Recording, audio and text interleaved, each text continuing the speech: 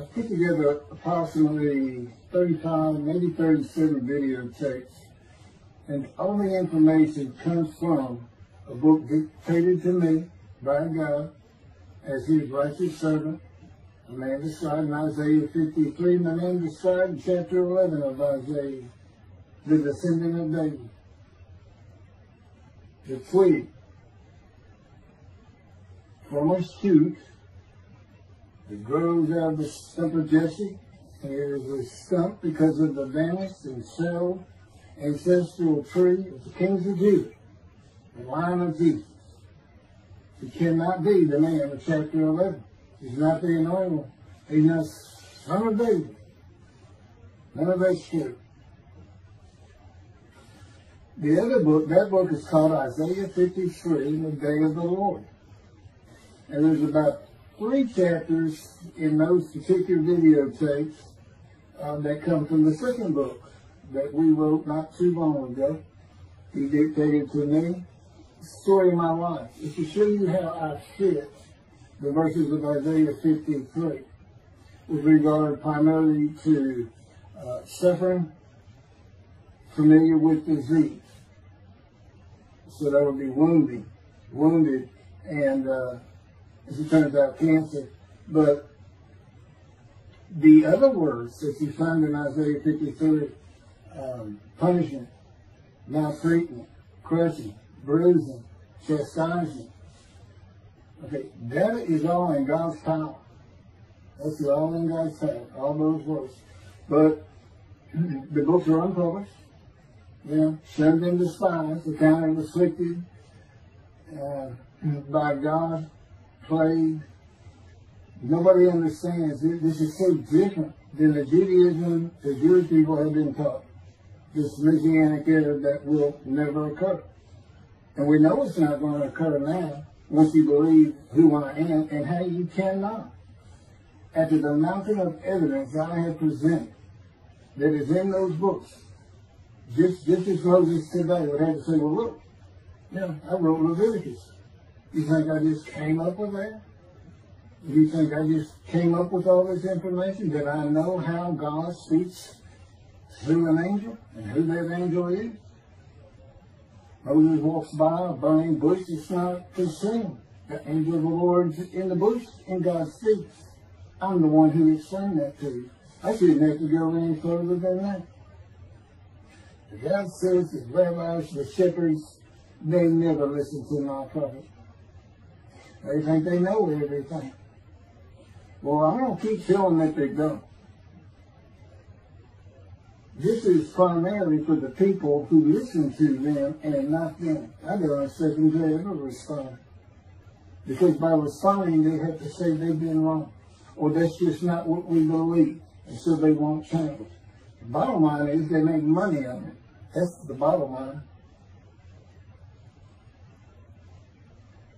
God had me watch a video of Toby Singer just for this one purpose I'm about to tell you. He said, watch him raise his hand. He raises his hand to do his hair or rub his nose or something. And there's this big, fat gold watch. And this is how you know this is the God of old. He said, look at that. Look at that. I said, well, he does. He died. His skin died. Silver died. There might be a silver watch. He said, that's not a silver watch. That's just a big, fat gold watch for everyone to see. And he makes his money on Isaiah 53. The guy said, at least that's how he really got going. I don't know. I know he has a radio show. But remember, I'm in the fire refinement. Everything God does with me is to draw emotions, because I'm going to be emotionless once I get to Israel, for the most part. He'll let me feel what he wants me to feel. But nobody can get under my skin. You can't bother me. Even if I seem like I'm mad, it doesn't carry over to my inside. And I don't think about it any more than while I'm, as they would say today, on a rant, getting on somebody. But I bring his reckoning. I laugh. I tell him, you know what I am, don't you, God? He said, I know you're a lot, man. I said, no, I'm the reckoning. And I am the reckoning. That's what I am. You laugh. Holy Spirit, man. I said, you know, righteous servant, David the shepherd, Elijah, prophet like Moses. You know, I like grass. What's his name? Grass. What did he do? He's a reckoning. But anyway, I'm going to go through these early years of mine before God spoke to me. It's chapters 1 through 6. Chapter 7 is God speaks to an atheist, and I've already videotaped that. Walking with God and something on visions and visuals. So the first chapter, this is what he told me right now, birth and tragedy. I was born in Bryan College Station, Texas on February 6th, from the Holy Spirit, yes. I could get asked me before I started. Yes. Oh, this is only for the people who come to believe me. I don't expect anybody who's been viewing these materials and, you know, nobody's really subscribing a handful to be believed. Again, I can't imagine. I don't know what you people want. I don't know who you think's going to come to do something different. How you going to know who David is? I mean, according to Judaism, there is no description of him. How you going to know who he is? All this being presented, and I know Jewish people have seen it, only 60% of the views are coming from the United States. Now, I don't know if that means 40% is coming from Israel. Probably not. You got Canada that's be a big follower on my WordPress site, and it really gets all the countries of the world at one time or another have looked at some of this information as I wrote my blog, and the blogs became chapters. But I'm assuming some Jews have heard of what some man is saying he is Moshiach, and they're watching. Well, this is for those who come to believe. The people who want to be the witnesses, the men made righteous. By my knowledge, there are things I can tell you that God would have me say to you. So, you know, this might be bored to tears with others, but it does show suffering, pain, and emotional pain, my background, and just who I am.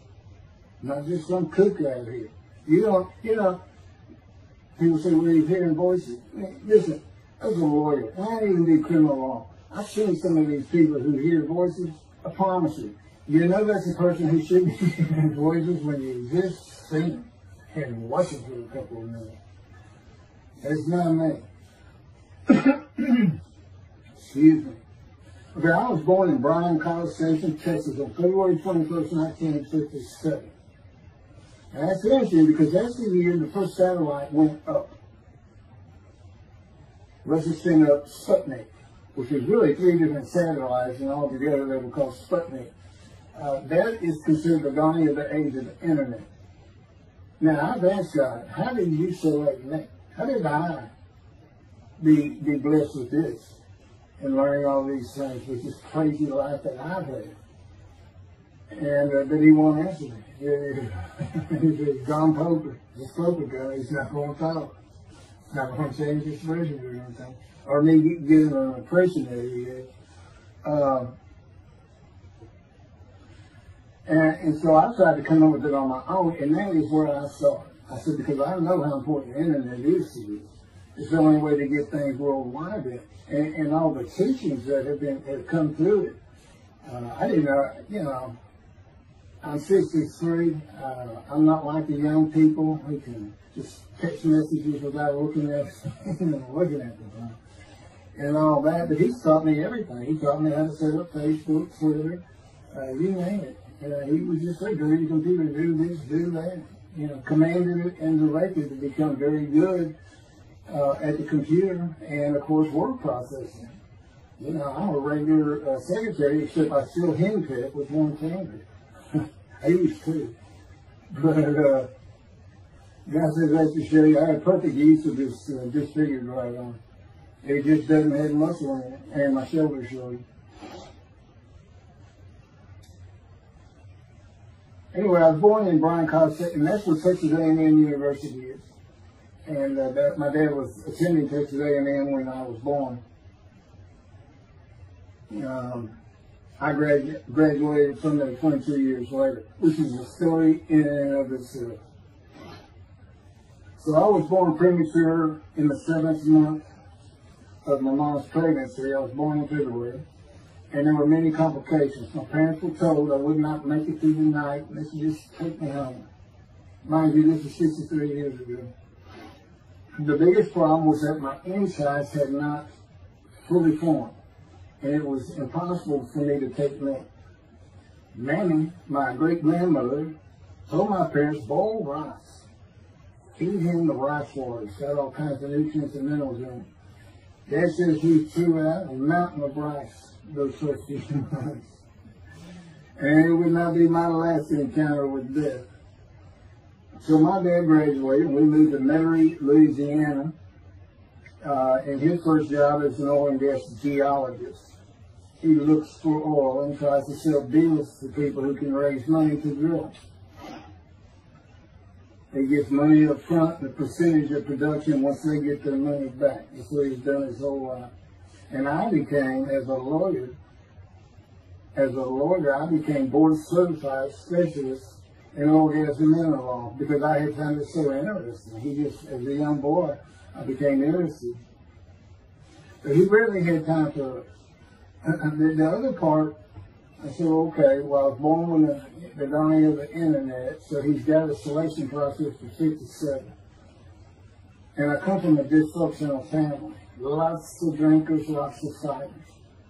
And on my mom, her grandpa committed suicide. It's tragedy. Earthly tragedy. In the Great Depression, he lost everything. He owned land in what is now downtown Dallas. But then when she was about 4 or 5, her mother went down to the market square in Crockett, Texas, small East Texas town. Everybody has their courthouse in the center of town, and the streets on either side with stores. She went to the hardware store and purchased rat poison. She hadn't gotten hardly out the door when she opened it and took it herself. Died right there on Main Street in the middle of the day in a little small town. I don't know how long that would have been. My mom's 85 or 6. She was 4 or 5, almost 80 years ago. So I'm sure it was quite an event. And her dad took her and her sister's about 2 years older, to Metairie, and not Metairie, to someplace in Louisiana. But could have been Baton Rouge. And her father became an elevator operator. And you can still find this in Houston when I was at law school. I went to law school downtown Houston, but South Texas College of Law. And at the courthouse, they would have somebody sitting in there on a little stool and with a lever and take you up or down, take everybody up or down. With all the lawyers coming in for the court cases, it was packed. I'm sure they've done away with it by now. But that's what he did. And they found him one day or night. He had taken out a pistol, he shot himself in the head and killed himself. So now she had suicides on both sides of the family. And her father's brother took the 2 girls in. He actually adopted them. And she was about 10 or so, I believe. She's with him at some shack in East Texas. And, there's not any fun in this place. And he took a shotgun. And I'm sure he'd been drinking there all known for it. And blew his head off right in front of her. And that's all the circumstances I know about it. It doesn't sound like a good scene at all. But it scarred her for life. Okay, we've been taking care of her from the get-go. My father amazes me to no end. What he has done to care for her. See, they knew that was his sweetheart. Eventually, now at 10 years old. That's who he married.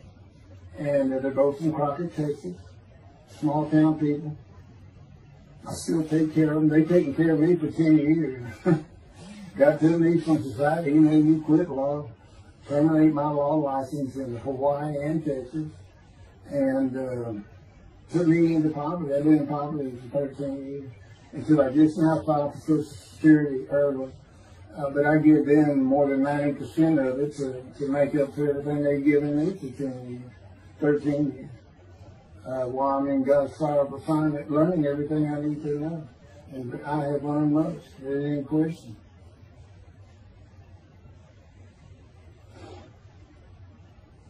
So anyway, this poor suicide right there is the thing that tells you, you know, it's a tragedy of losing your entire family in the Holocaust, and you're the only one left. It's not like that. But God says, I just got things as close as I could. He says, that puts you in the one to deceive you, really for just one reason. Well, two reasons. One, it makes you identifiable, but it was so people would pick on you. I wanted people picking on you because that's what happens to young Jewish boys. Just for being Jewish, just for having a disfigurement. People will pick on you. I told him, friends, I don't even really recall many people saying anything to me. He said, that's because you look like you crawl all over them. They did.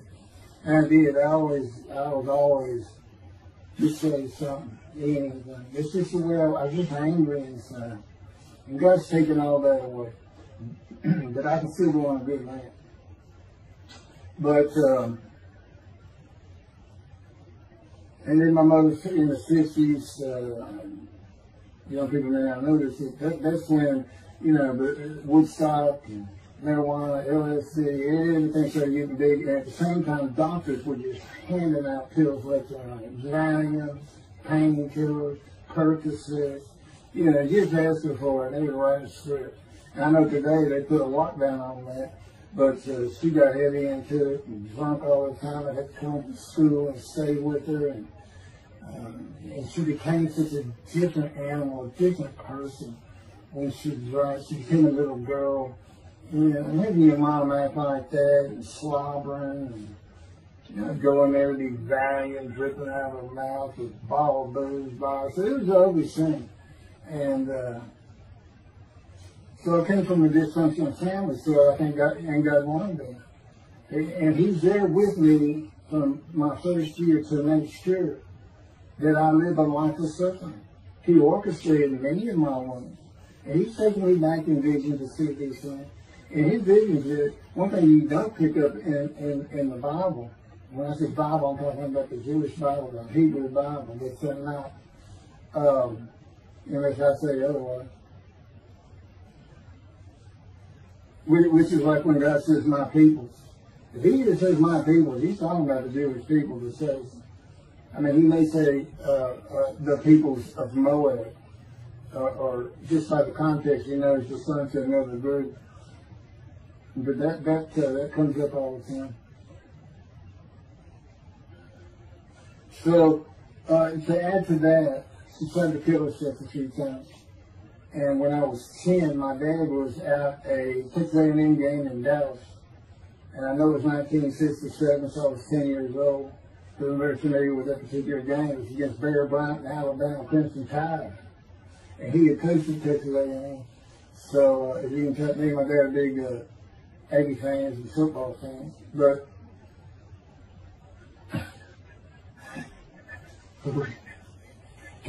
I had been assured with you to see those games in Israel.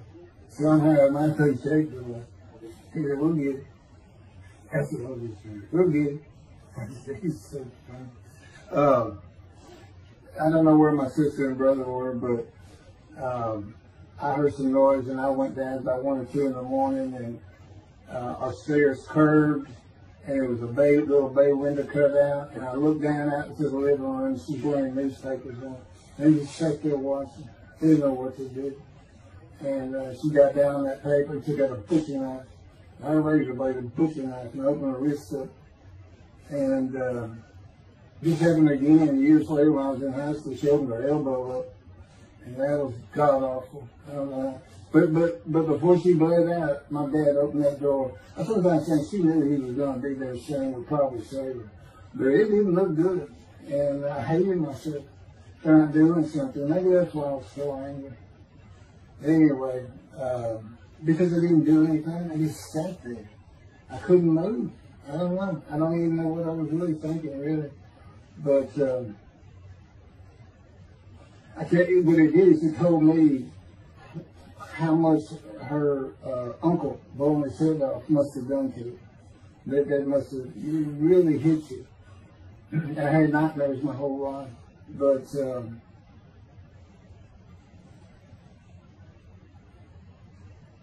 I was 16 when she did the thing with the knife. But you know what? My dad finally got her. He got her the best psychiatric care in Houston, Texas, and that's big because we got a medical center that's renowned throughout the world. And they put me back together many a time. And she never did that again. And the amazing thing is how different she is in her very advanced old age. I mean, it's like she was never that person of the 60s and the 70s and the 80s. I don't know how my dad survived it. I'd have never stayed. I'd have taken the kids and said, try to find us. But he's not out there. I've never seen two people who love each other so much. It's crazy. But anyway, I was married for 20 years and we weren't like that at all. I finally divorced for irreconcilable differences. Okay, my first major surgery when I was 2 years old. My first surgery. Up above here, I have a scar. I had my first of many surgeries. Been born without my right pectoral muscle, small shoulder, wielded arm. And then there was some, the movement of my arm was restricted. There was some tissue in here that had to be cut out.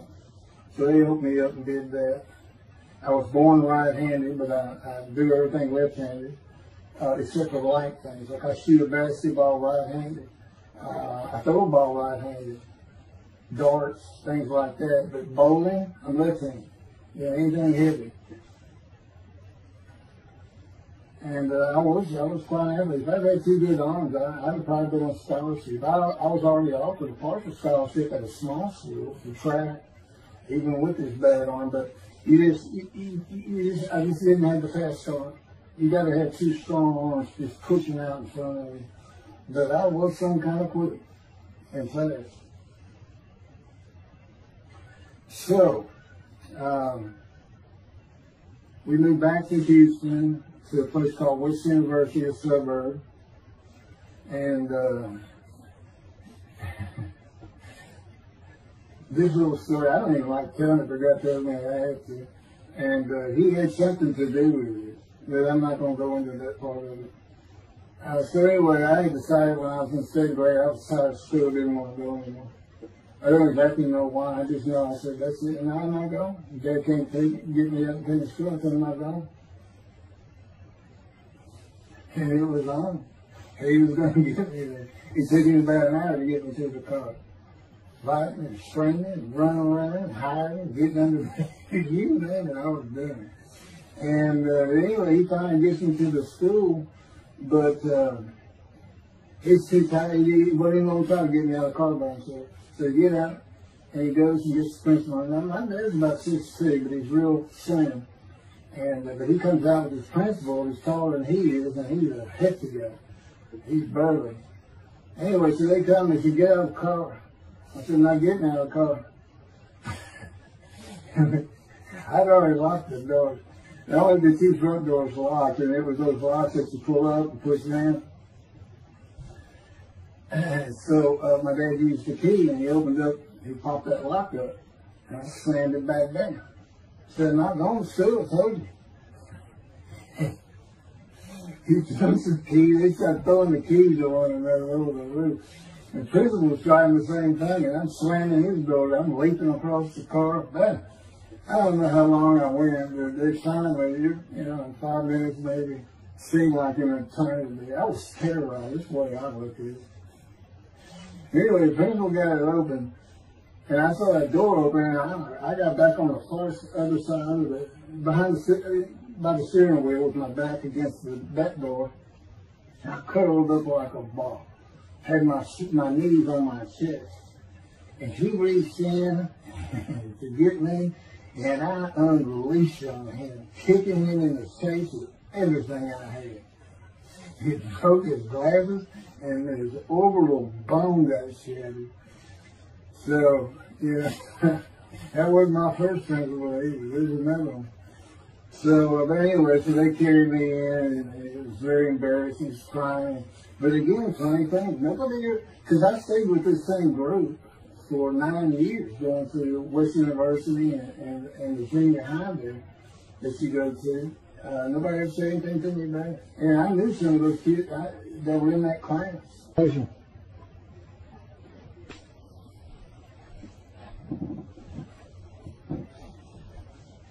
My camera only goes for half an hour. I can see on the screen that I have point towards me that when it runs out, I have to turn it off and turn it back on. But anyway, that ended my fight with my first principal.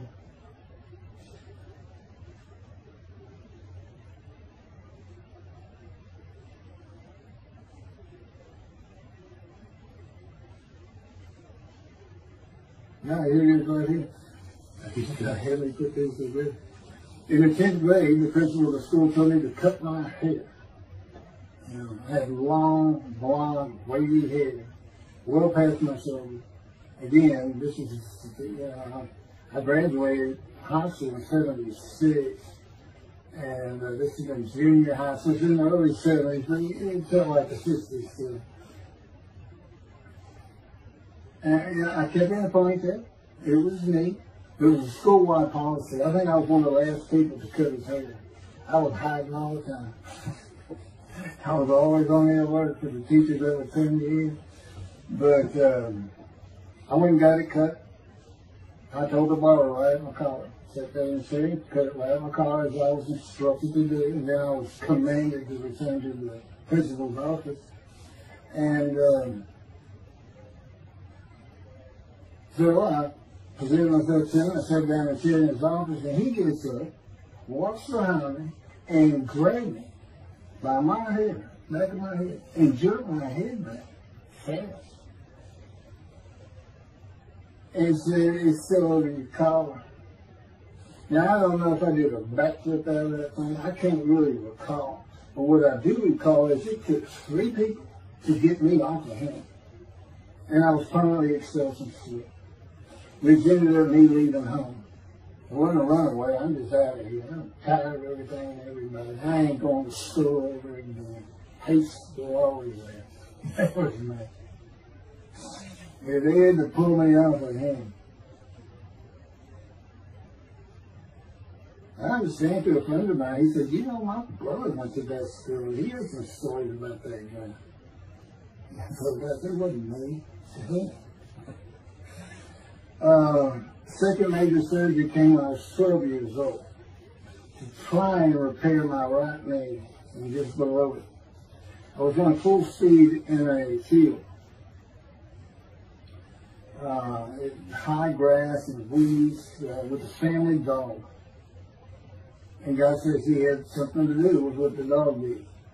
For no apparent reason, just suddenly he was running at my side. And he just bolted, he just stopped going straight to the heart of the left and went right between the legs. I go sailing in the air, and I came down on my knee. Except my right knee came down on a broken Coke bottle, Coca-Cola.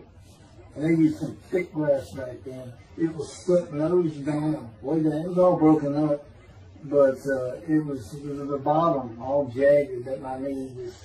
You know, they said it went to the other side of your knee. They said, "You got that whole field in your knee." But when I got to the hospital, I sat there for a long time. The first officer came in and just told my mom, "I'm sorry, in the room, he said, I can't repair it. It's not repairable. We want to take it off. You can't use it." And I already knew that because as I started screaming and yelling for my dad, he finally came back. This field was behind our house. It was a chain link fence, and in the field. And you know, my dad finally heard me. He got over. He saw the blood and saw something. He scared to death. I'm going into shock, and he got me to put my arm around his neck, and he said, "Can you walk on it?" And I tried, and it just collapsed. It was useless. It was awesome. And then I had to climb over that fence. And my mom was going crazy and screaming and crying. And he had to go take care of her. I'm sitting in his bathroom, my leg all opens up, and I'm just getting sicker and sicker. Nauseated, scared, I was crippled. And but anyway, they get me down to the hospital. And just, like I said, first officer, just like, you know what to do. And just right then, and God said he knew he was going to be there. This doctor walks by, and my mom recognized him. And she goes, Dr. Kane. And she runs out the door. Well, that is Dr. Kane. Her mammy that I mentioned earlier, in her old age, very old, maybe been in her 90s, I don't know, late 80s, but living with her sister, broke her hip. And this doctor repaired it. This is a long time ago, people. Repaired it, and she actually walked again with a walker. I remember.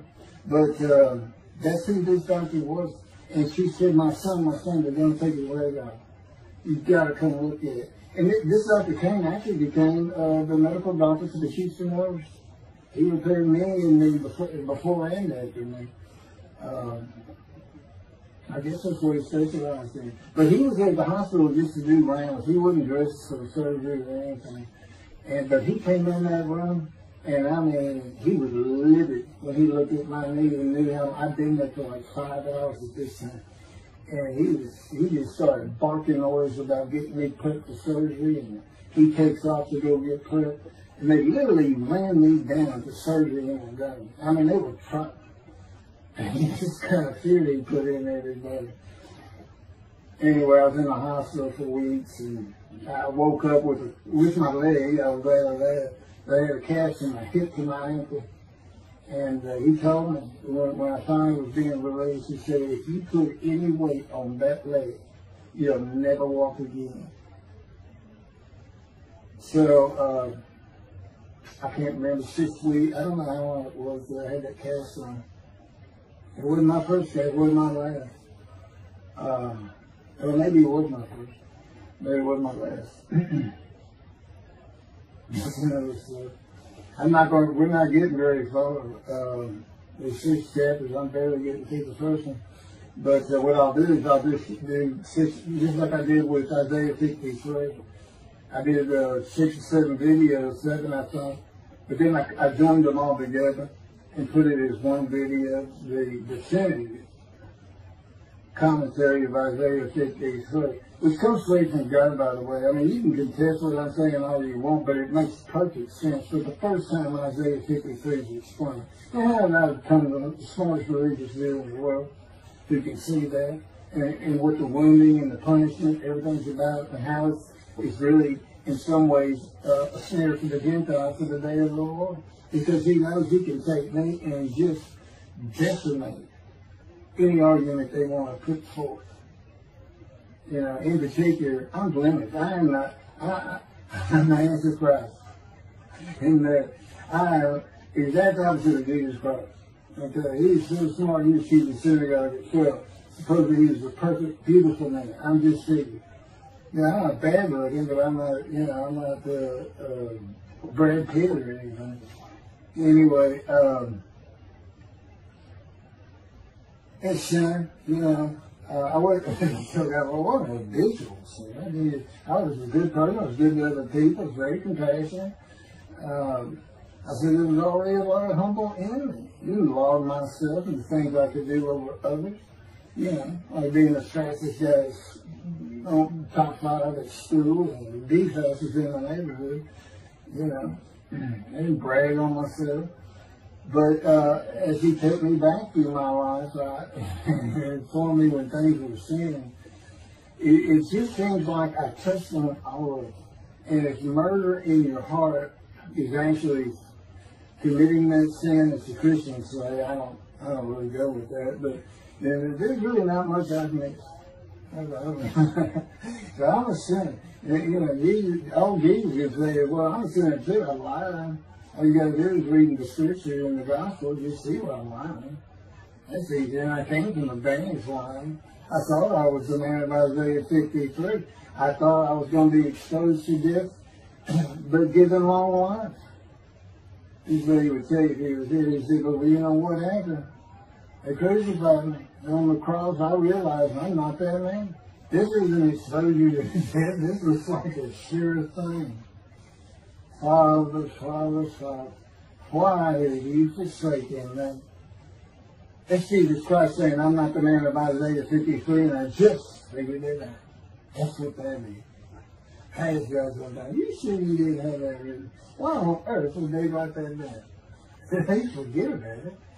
They were just thinking it. So that's what it's about, Christians. All they got their way. They can explain that being counted a sinner means he got crucified with the sinner beside him being crucified on each side, left and right. So there's three of them, so he's counted a sinner. Okay. You know, it's supposed to be the scripture. Don't be able to find a person to do. Like Judaism or something. You know, this is to find somebody. It's not the people of Israel. They're all kinds of people. Now, we're looking for a guy so God can have a Moses. Why? We have a new covenant. Why? It's the day of the Lord. Why? Jeremiah says so. That's why. It's so easy. The lamb blooms again. Okay, and you tell the covenant says it within the temple. So the lamb blooms again at a time when there's no temple. Jerusalem's going to be rebuilt. It's a metropolitan today. This is no Jerusalem of antiquity. The old city might be too big. And I'll make a new covenant with you. I will forgive all your sins and remember them no more. That will cause Torah to be written on your heart. It's a metaphor. When did he do this before? Oh, that's right. The Syrian Babylon exiles. Isaiah was right before. God said, I forgive your sins and remember them no more. They became a holy city. What did they do? They built the second temple. What are we missing? The third temple. This is so easy. So it is the day of the Lord. There's any question of that. I'm just telling you it started with the Russians. Something yellow Russians. And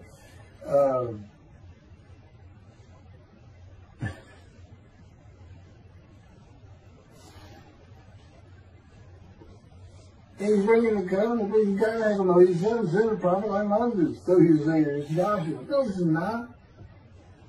I'm leaving today, the day of the Lord. And guess what? He gives us a description of him. He knows this is a time of secularism, reliance on science and medicine and doctors. And you got so many more people who the only book out there is not the Hebrew Bible. There's a lot more books in it. You know, there's all kinds of distractions, television, cell phones, computers. You know, back then, you know, you just sat around and said, what do you think God said? I don't know. We should send some rain. You know, it's just, I said it was easier to get them back then. But here it is. It's here. And God said, you see where I put shame and despise in there? Because for a while I said, God, you know, this is before we really got the books done and everything. I said, I'm just sitting in a room. I can't really tell anybody shame and despise in that. Counting me plagued, afflicted, by God and everything else. He said, well, how you feeling now? That we've been putting all this on the internet, guys, that just sounded despise. Yeah. I can say, there's no question this ain't gotten back to those two. I said, you keep a tag on them like this, and I'll be certainly sure, just in case I'm wrong. But, because he won't actually tell me, he won't tell me anything, this is a rule of thumb, he won't tell me anything that I cannot find out or become knowledgeable on or informed on of my own. Which means about nothing, because we're in a room all the time. The adjunct of the Holy of Holies is what I call it. I live in the Holy. I'm like the priest who could go, the only person who could go into the Holy of Holies was the high priest. And that's what I'm like. As a matter of fact, God had me write down, just as he had David write down, there's Psalm 151, where God said, it's on video, where God is speaking. Where the Lord came to me and God said, quote, and within that, he says that he declared me. We actually used the song where he declares it for David. He declared me an eternal priest in the order of Melchizedek and King David. and a rightful king, small k, and a rightful king. And he also declared, I'm the righteous servant. I mean, that's God talking. I mean, he's using it. When he dictated to me, it wasn't, to be written in my personality. That's him. That's him doing his thing. So, because he does that. Even in the writings, the person doing the writing, whatever prophet it was, or Moses, or David, if he wrote Samuel 2 and Kings 1 until he died. As I say, God says, look, just assume the central character is the one I had right. Because their lives change when I come to them, just like mine change. This is not anything I could have ever conceived or even bothered thinking of. I had never read the Bible my whole life. And he then told me, we're going to the bookstore and get you a tonight. That was 13 years ago. And my answer was, what's it tonight? I didn't know anything. And look at all this knowledge. But this is it. This is the only power he's going to use in creation. He's not going to perform miracles. He's not going to have me performing miracles. And he's not. He said, the only power I'm going to use is on you. What I can get you to do. He said, I can take a Gentile Texan and take him to Israel and get my temple built. Okay. He said, because that's what you say to God all the time. Okay. And one night, I hadn't even read Isaiah 53. He didn't come to me and just say, offer yourself for guilt. I crushed you with cancer. It was me that did it. That's not, I wouldn't have known what he was talking about. We finally get to Isaiah a couple of years later. He said, keep reading Isaiah 53. Is that okay? And so I read it. I said, okay, finish it. He said, who do you think that is? I said, I have no idea. I can barely read it. I didn't know what it's saying.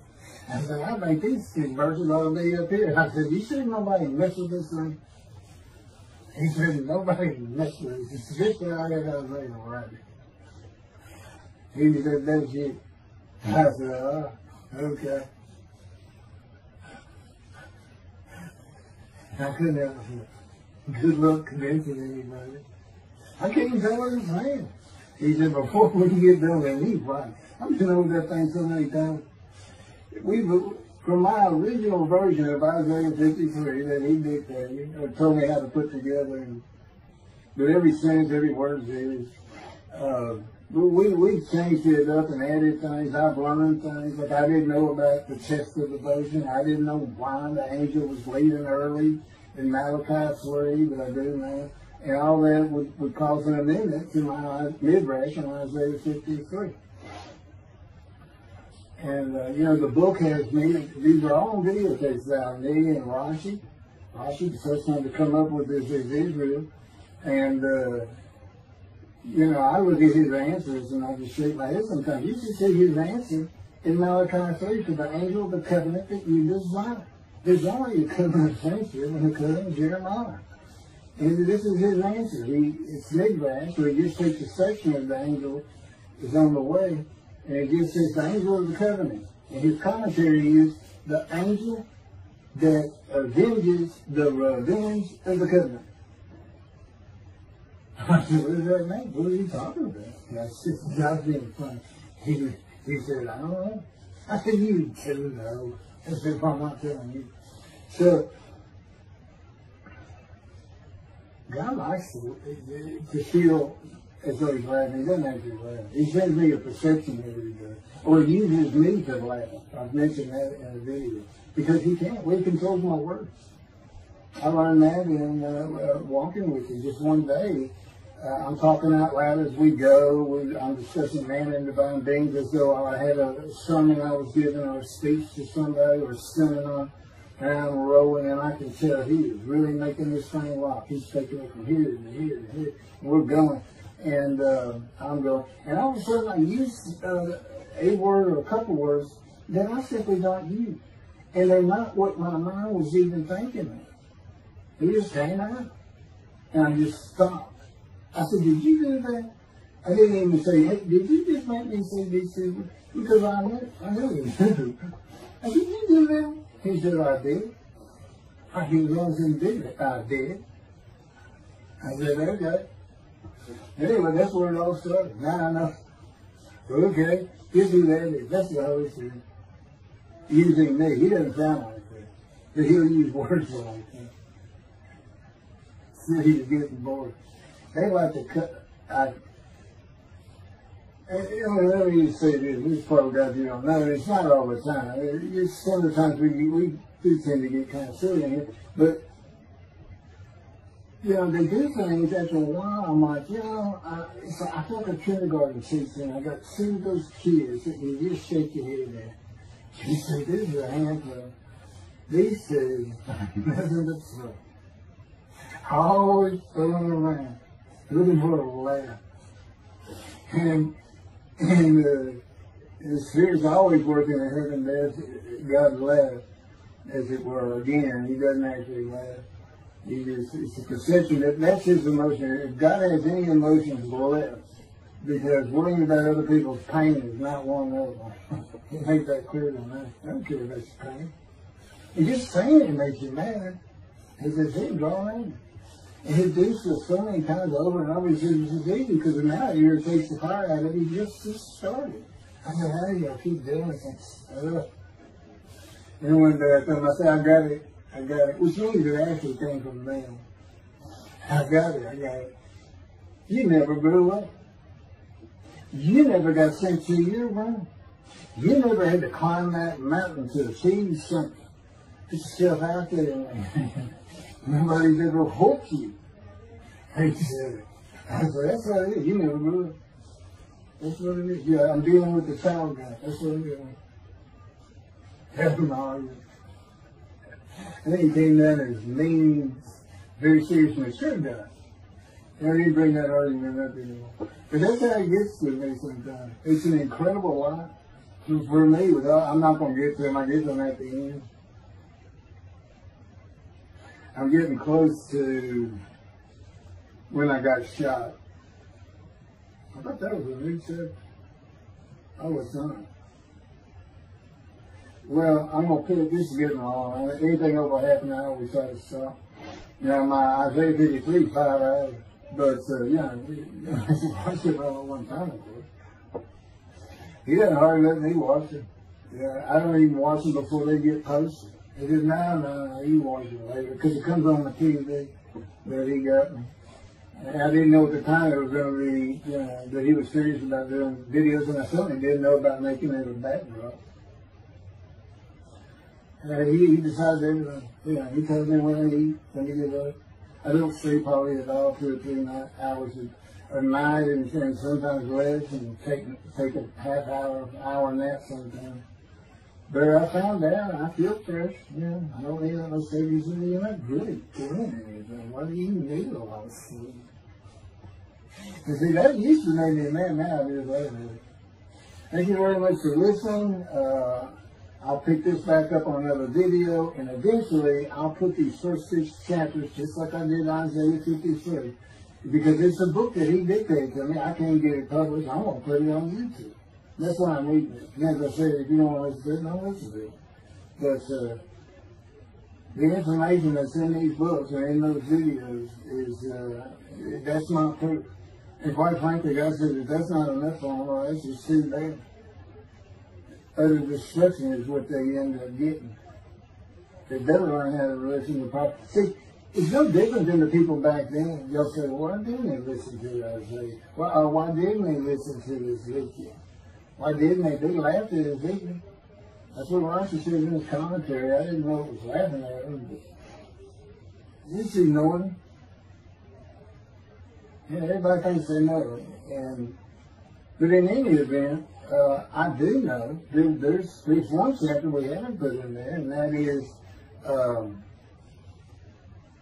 recognizing a prophet in time. It says Moses vouched for Joshua, so he didn't have to be tested. And the problem with all that is, and I think why God hadn't had to put it on video, is that they're looking for a seer, somebody who can see the future. You see, that's antiquity. And that's not what you're looking for today. This wasn't a seer. And none of the prophets were seers. They just wrote down what God told them right down. God's the prophet. He's the one making prophecy. And what he does, he doesn't actually just see the future. He walks it through. He says, okay, right here is when they're going to send up the satellite. This is where humanity will be at that time. He can walk it through in his mind. As I mentioned, his eyes, he doesn't have them. It's just his absolute knowledge of all things. He can form a picture of this frame. Me, it's in here. He knows every atom of my body. And it's like he does a vision for himself, a visualization. That's what I call when he puts pictures in my mind. And he puts it into the spirit's mind. And they're both within me. You know, the big cloud that just came down. If you're sitting in a room with me, it envelops you. But it engulfs me, it goes through me. My little spirit cloud becomes part of the big cloud. That's why God is in his spirit. Here's the elements of spirit, here's the elements of God's presence. There's 9. 2 clouds, they just come together, they can be together. Okay, God's still one. He created the other cloud. And then in this room, filled with them, my little spirit is like a little cloud that just came in and part of it. That's who I am. That's a man in divine being. Okay? No, it's like nobody's really expecting it. Well, maybe it's because you didn't know these things. And now they want, I get the feeling, son means I'm not looking at that. It sounds like a coup. We by faith, by the fundamental principles of plan baptism. Yeah. The talent, from his diagnosis of the talent. Why don't you leave your home? Why don't you throw the talent out and learn some new stuff? Why don't you get out of antiquity? Every religion has an end times like that. Every religion ends up with utopia for its people. Everybody. Well, don't be like everybody. You're the Jews. Go ahead, let's get practical. Let's have God in our midst again, in a man like he was in Moses. Let's point at him and tell the Christians that is the man of Isaiah 53. Here's what it's about. God said he's coming back. He told us, we're not waiting on him like you. He said when he was coming back, he false prophesied 5 times. He wasn't coming back. He wasn't who he thought he was. He told us on the cross. I'm not the man of Isaiah 53. He tells us. Well, that's what we do. Well, what did you say? I'm about to die. What do you think he's talking about? What do you think he's thinking about? You're not supposed to die. He thinks he's the man of Isaiah 53. So do they. It's mind-boggling because I'm the man. And there's nothing about me that says Jesus Christ. Nothing. You see hear me cuss God. I cuss him trying to die. I'm begged for death 1,000 times. He says, not dead 1,000 times. I said, it's been hundreds. He said, well, that's true. You have cursed me more than any man in the history of mankind. And he said, and you did it face to the face. And I said, you should have made me so mad. He laughed, y'all. He laughed. When I'm cutting him, he just made so mad. And oh, you're kidding. That's right. He gave me his perspective. This is what I did. He's a kid. Imagine you created ants. And ants are living beings. In other words, they can think and they have emotion. Okay, you get a great big ant farm over here in the room. Okay, you decide you're going to get one ant to get all the other ants to do stuff. But you got to get him ready. And you get him ready the way I'm getting you ready. Now, he's married. Right? I think he is. He is. He's now, magic. I'm always laying in the bed. I got a big table. I got a microwave on. I put my computer on. I got a big fan I like to have on. And he said, look over that table. Now imagine that ant got licked. And he is pulled up. And he is standing on the corner of that table. And he is giving you the what for in ant language. I mean, he's going. And he turned around and shaking his butt at you. And he's cussing. And all this. And all you got to do is go bump. And he's gone. And it is, and that's how that's what it does to him with me. You know, the spirit riled me up. I call him the troublemaker, troubler. He's so funny. But God's so humorous. There's a difference in their humor. Okay, that wraps up. So that does wrap it up. I'm gonna pick up a gunshot. I guess it's fortunate accident to my knee. They ended up opening me up and swinging my breast and my pelvic behind, and now it's been 3 times. and eventually, the lung cancer, and colon cancer, and skin cancer. But the lung cancer is when they told me you should have died from colon cancer. He said, but this is it. We can't take that. It's too advanced. You're gone. And prepared to die. That was 20 years ago when the planes hit New York. It was the planes hitting New York that got me up off the ground one last time to see one more vacuum. The life of God's righteous servant of Isaiah 53, chapter 3, gunshot. Shortly after I recovered from my knee injury, I moved to Fort Lauderdale, Florida.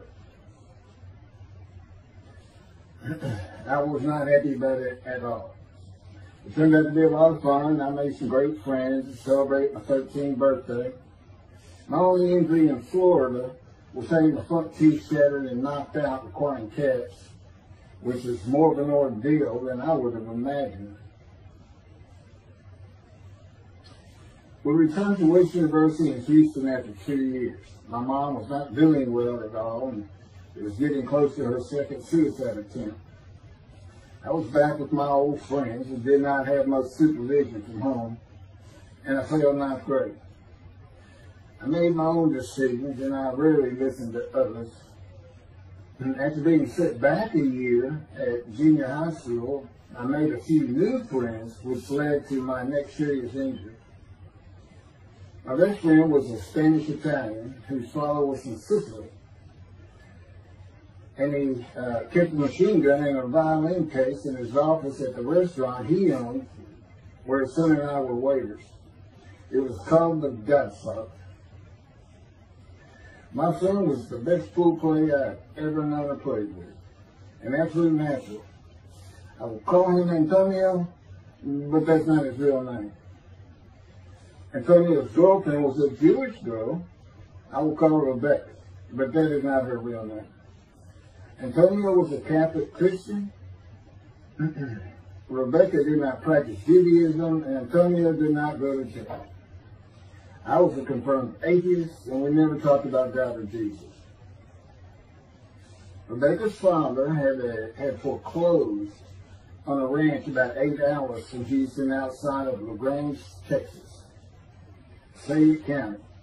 LaGrange was famous for the chicken ranch, which was an illegal brothel that operated from 1905 until 1973. The business served as the basis of the 1973 ZZ Top song, LaGrange, and the Broadway musical, The Best Little Whorehouse in Texas, as well as its 1982 film adaptation. T.J. Flourney was known as the meanest sheriff in Texas. In the coming weeks, I would be interrogated by him outside of Shock Room 3 at Dental Hospital in Houston. This is an excerpt about him from an internet article. It was the most one-sided Texas battle since the Alamo, as 100 citizens watched disbelievingly in the dusty little town of LaGrange, their DC sheriff, T.J. Flourney, reached into a black 1975 Continental Mark IV and began to shake by his $300 suit Marvin Zimmer, the star consumer crusader of Houston, Texas. That's from People, June 17. Next, the sheriff tore off Zimmer's blue-white toupee, waved it in the air, and then finally ground the rug under his cowboy boots. Behind Flourney's theory was the fact that on Zimmer's last assignment in LaGrange 18 months before, he had filmed an expose, which resulted in the closing of a critical part of the local economy, the chicken ranch, a legendary body house. Antonio, Rebecca, and I first went up to the ranch in the summer of 1975. It was a small ranch house, a small lakes with horses roaming around loosened pastures. We decided it'd be fun to try and catch one of those horses and go riding. The next time I went to the ranch house was in Rebecca's father's Mercedes Benz. Two-door convertible Mercedes Benz. I sat on the hood of that Benz with a lariat while she tore through fields trying to run down a horse for me to rope. The horses could turn too fast, and we never got close enough for me to rope one. What we could and did do on the next trip was bring guns.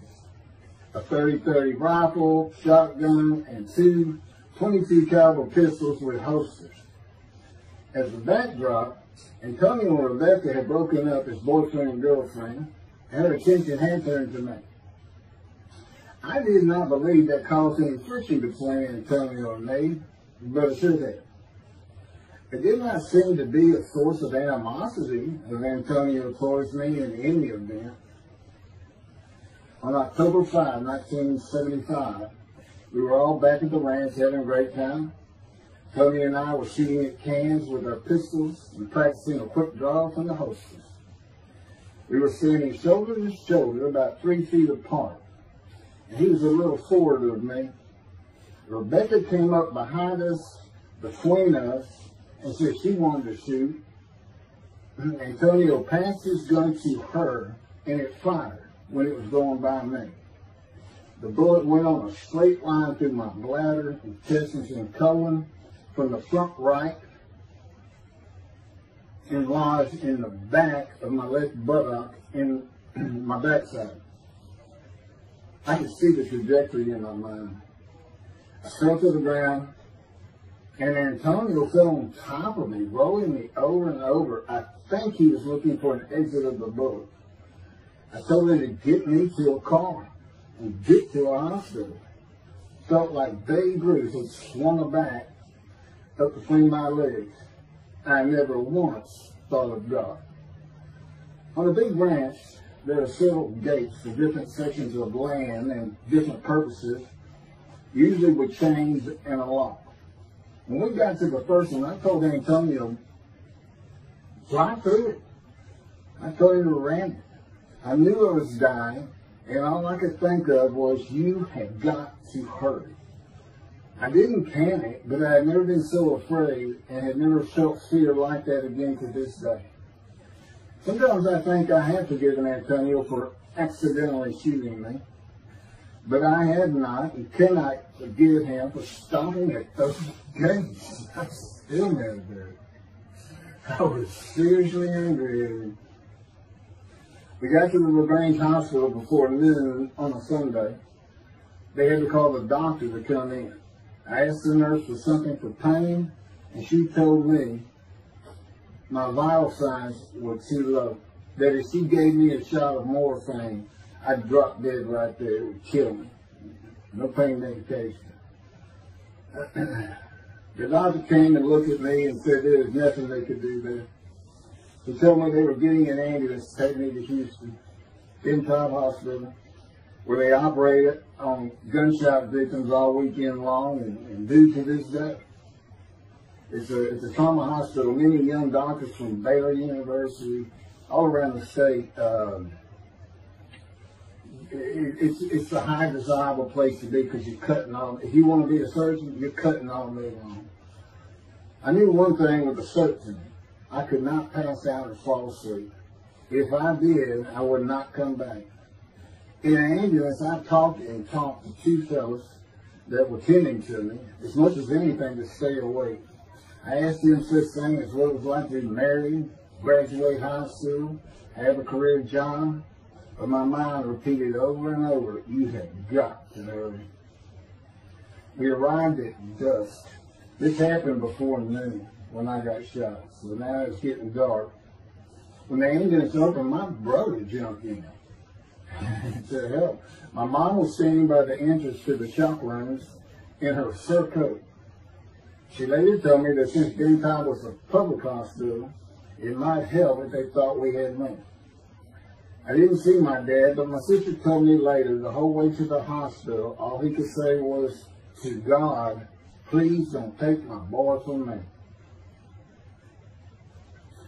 I stayed awake for some 6 to 8 hours in awful pain. They took me to shop room 3, and it was filled with people giving orders and very loud. On the table, the nurse told me she had to put her finger in my bottom, which embarrassed me. And I raised up like a sit-up and saw nothing but blood rushing from my bottom onto the table. You have to hurry is all I could say. They finished prepping me for surgery and enrolled me to a hall in a line of others awaiting surgery. And someone was saying my name, and I opened in to see TJ Forney, Sheriff of LaGrange. He wanted to know if I'd been shot intentionally, what we were doing at that ranch, did we have permission to be there, and et cetera, et cetera. I told him I thought it was an accident, and to leave me alone. I never saw him again. I didn't have to wait long. The orderlies bypassed everyone in front of me and took me to surgery. I awoke in a large room with about 10 beds on my side of the room and 10 beds on the other, with other patients, and I could hear moaning and crying here and there. It took a few moments to remember what had happened and why I was in there.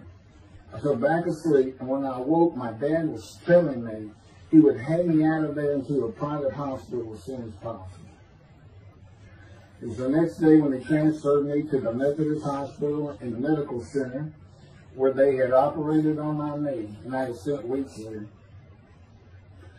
I had a hose with a bag coming from my bladder and a colostomy, an opening called the stoma, which is your intestine on the outside of your abdomen, with a bag over it to go into the bathroom. I was out of danger from dying, but still very weak, and I needed to gain some weight. The track team was already getting together, running distance and cross-country workouts provided by the coach, preparing for track meets in the following school semester. I lived about a half mile from the high school. The day I got home, I walked to look at the track. It did not seem possible I could get back in shape. I was afraid to cross the roads to the school. I could not even stop to get out of the way if a car came my way. My insides felt like jelly, and I had been warned that too much physical exertion in the first 10 days could cause a stomal hernia, and my intestines to start extending from my body. I was homeschooled for the rest of the semester by a private volunteer tutor, and passed classes I probably would have failed. The beauty of that gunshot was that it changed me. I was never going to graduate high school, having failed so many classes. So I set up night school classes for the next and my last semester of high school. I was 18, soon to be 19, and a senior.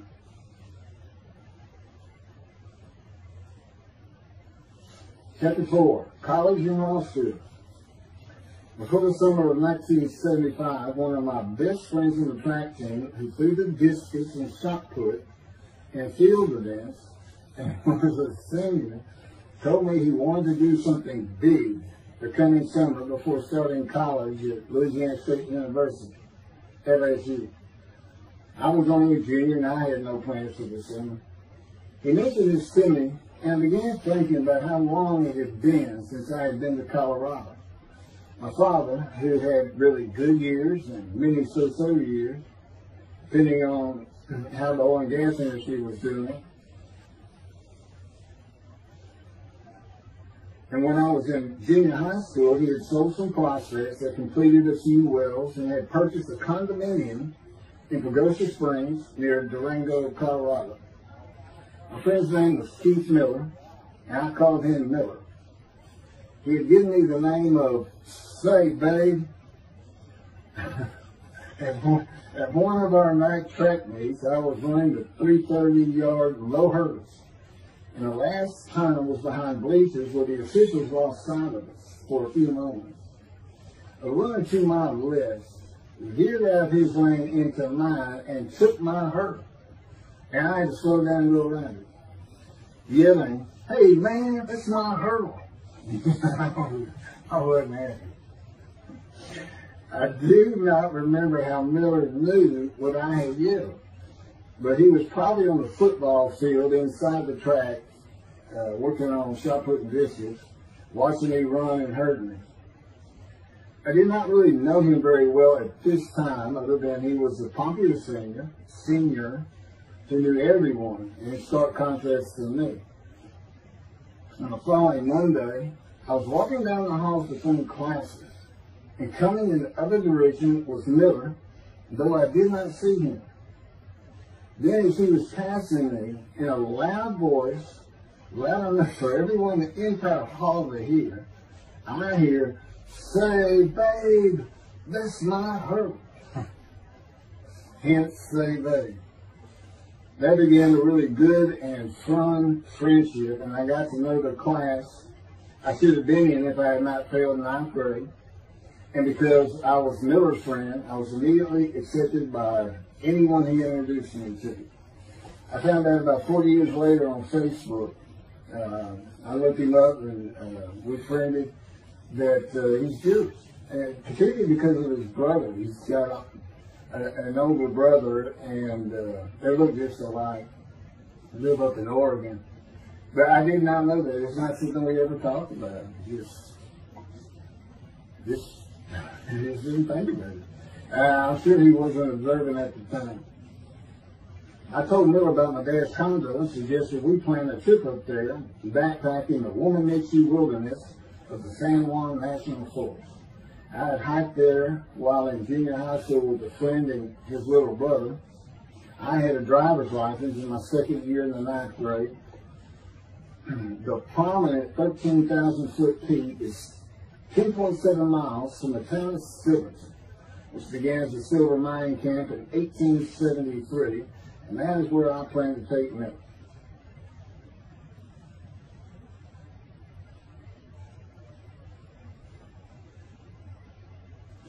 So Miller and I take off. We use his car. As I said, he was getting ready to graduate, and his dad bought him a Toyota. Can't remember the name of it now. My dad's condo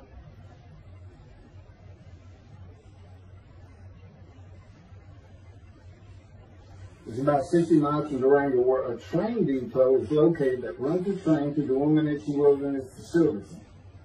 The train is an authentic, narrow gauge, steam powered, coal-fired, scenic railroad train ranked one of the top 10 scenic railroads in the world. It's something else. It stops twice in the same places to let off and pick up hikers and backpackers in the Animas Canyon of the Womanichi. At top speed of 18 miles per hour, it takes the train 3.5 hours to travel the 45 miles from Durango to Silverton. Oh, here it is. Miller had a new Toyota Celica.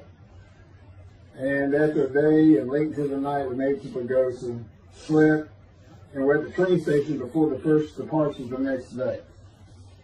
I don't know what the problem was, but the train was not going to run that day. So we couldn't get to where I wanted to take it. It's just too far. We decided to get a hotel in Durango and just head down the train tracks into the wilderness and explore an area I'd never seen in with the maps. We got lost. And at one point we decided, let's just put these backpacks down and you go that way and I'll go this way. Well, we did that. We went back up and then we couldn't find a backpack. And we did finally find them. We slept that night, and we had a big black bear episode because we left some food out on the ground, which we shouldn't have done. And but anyway, we ended up making it back. We had one of the best party nights I've ever had in my life. We hit the main street in Durango, which is a tourist hotspot, and we hit every single bar. You could drink at 18 back then. It wasn't 21 as it is today. And we did. We made sure it was like a go. Okay, so every one of them had at least one drink: shot of whiskey, Boilermaker, beer, whatever. I can't really recall other than I knew I had been drinking the night before when I woke up. But we did. We hit both sides of the street. I don't know how long it took us or how many drinks we had, but we just had a lot of fun.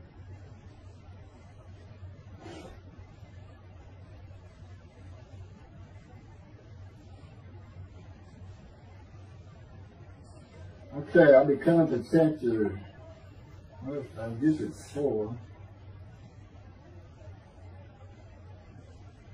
I don't know. I thought I was coming up to the cancer story, but this is different. This is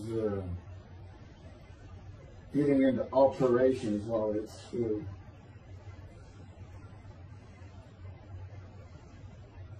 So anyway, I was shot on October 5, 1975, and by early December, so it was October 5, and then in early December, they I had surgery again to put my intestines back together, which was, you know, it was dicey. You know, they kept telling me, we don't know, we can read that.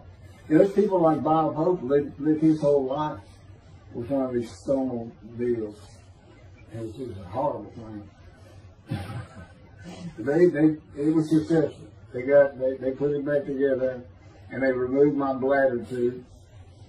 The girl next door, who I had never talked to other than to say hey or hello, and who also went to high school with me, had been coming over daily, and she agreed to be my girlfriend when I asked her a few months later. I did my night school and graduated last in my class. Close to it, of over 400 people. In late December, I began running with the track team. Now, I had surgery early December. I already got out there with them, which was difficult. Pulling 2 tires on the cinder track. You know, the rope, 2 tires, and you put a harness around your waist. I had to put mine high up on my shoulder. On the cinder track for a lap and a half, 660 yards for 2-minute intervals, 6 times was the toughest. My speed and quickness was still there, but distance running and my endurance, it took quite a while to come back. In early February, just about 3 months after being shot, I won my first 120-yard high hurdles race at a track meet that was fast enough to qualify at the upcoming district track meet for the regional track meet. Winning at the regionals would place me in state track meet. I was fast, but my disfigured right arm really held me back. Then my heart was broken, and I cried for the first time since I was a child, best I could remember. My coach, who really liked me, he understood the effort I had put in to get back in shape. Called me to his office, and I knew something was wrong. He told me I could no longer be on track team. I had too many semesters of school to be eligible according to the eligibility rules. It was because I had failed ninth grade.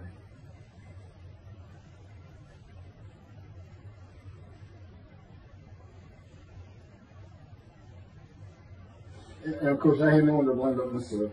Skipping school all the time, just not trying or caring about learning was why I failed. I was not lacking in intelligence and common sense as many people thought of me. I could and often did read a complete science fiction paperback book during the school day. One day, I get them from my brother.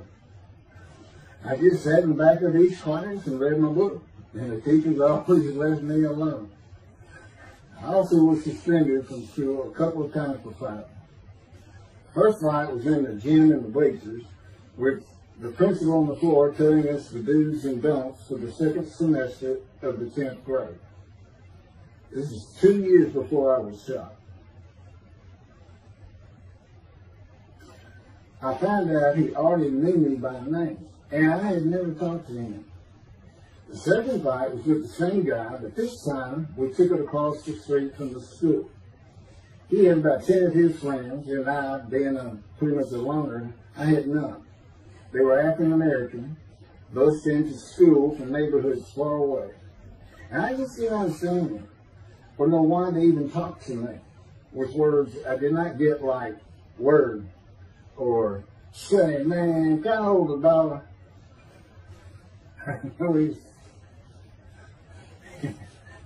That is what started the fight in the bleachers. I hear from behind me, and one stood to my left, saying, man, can I hold a quarter?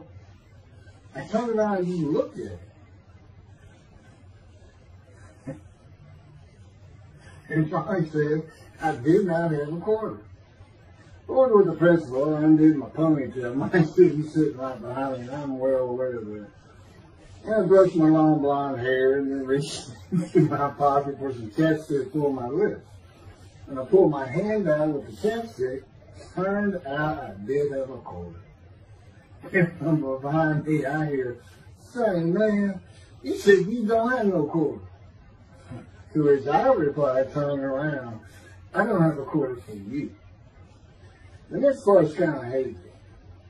But I do know I grabbed him by the front of his shirt and threw him down the bleachers onto the student sitting below me. That is when the principal yelled my name and told me to go to his office. The next day, the guy and his friends were waiting on me when I got to school, and we fought across the street. The principal had told me not to get into any more fights, and this is what I got suspended for. I remember being in, after my suspension, being in the men's room and smoking a cigarette in a stall, and a group of African Americans came in, and they were talking about the fight.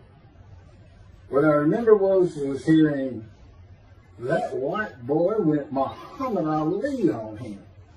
My favorite fighter. I even saw the Ali Foreman fight in Kinshasa was there, live in Amsterdam in 1974. And some of my best friends in high school were African Americans, mostly on the track team where we could get to know one another. I still had run-ins with the general population of the African Americans, who everyone just called blacks back then. I never used the N-word and thought they would help themselves a lot if they stopped using it. Mostly I think they were angry at being bused in from neighborhoods far away. In fairness to them, white kids did not seem to like me much either. I looked young even for my young age, and with my long hair, about 6 to 8 inches past my collar, I looked kind of girlish, and many people said that to me. One day a friend of mine told me what it was to him. You never smile and seem to be very angry. Like if someone looks at you crossways, you're going to come after them, daring them to say something. Like you want to fight. My next suspension for fighting began in middle shop, and it was all my fault. There's not a big deal with that.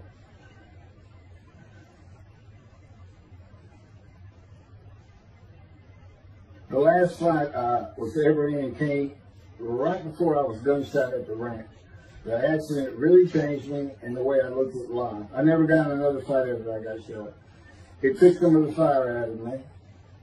My longtime friend from junior high school and I were at Memorial Park at night and walked down a train track that ran through the woods, away from the streets and recreation areas. We went to the center of the long railroad trestle bridge that ran over a bayou to wait for a train to round the corner from either direction on a single track. When the train would round the corner, we had to run and jump off the trestle after clearing the bayou. We were drinking beer. As we were sitting, we started talking about the price of gas at 44 cents a gallon in 1975. Anyway, the train weren't running. We got up to leave, and as we're walking down the steps, she said something about my father and about how to find oil and gas.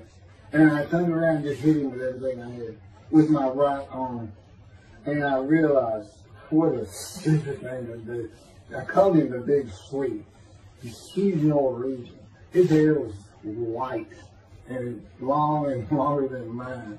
His hand was the size.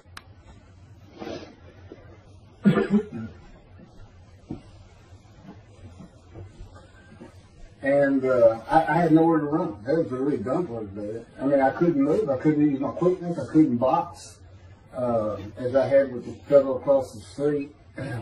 And he just took one of these things. He's very athletic. The coaches all wanted him on the high school team, but he didn't want to. Football team. And but anyway, he hit me just one time. That was the whole fight. It was just 2 hits. My measly hit with my right arm. I let it fast, and I hit him where I wanted to hit him. Well, I say that. I didn't even think about it. But he just about knocked me senseless. I mean, I saw it red. And So anyway, that was it for our friendship. We just, although after I got shot, he and I got back together a little bit, but by that time I had met Denise next door, and I wasn't going to be going out drinking beer at the festival anymore. It was going to get serious, and that's when I set up my night classes and everything. Her big sleeve.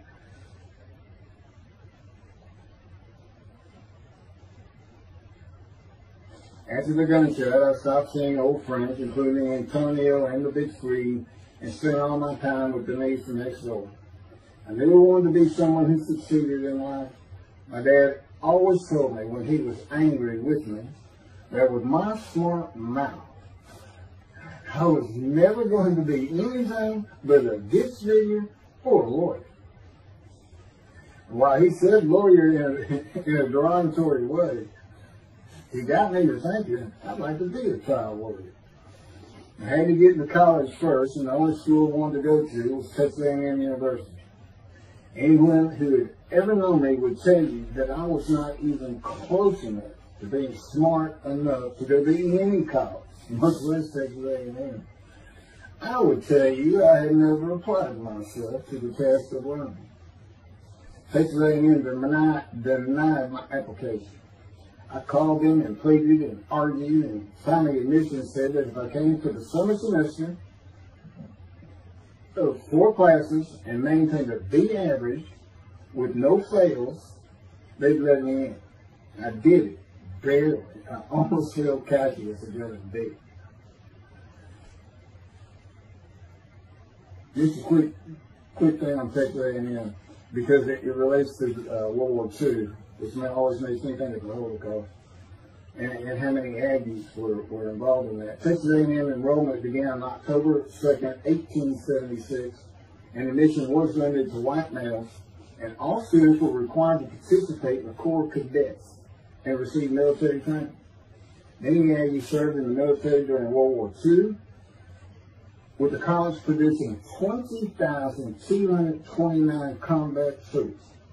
Of those, 14,123 Aggies served as officers, more than any other school, and more than the combined total of the United States Naval Academy and the United States Military Academy. During the war, 29 A&M graduates reached the rank of general. Texas A&M is more than a great university. It's the home of the Aggie family with a long history of spirit and tradition. And I'm going to pass through all that. You can read, I got all this from Wikipedia.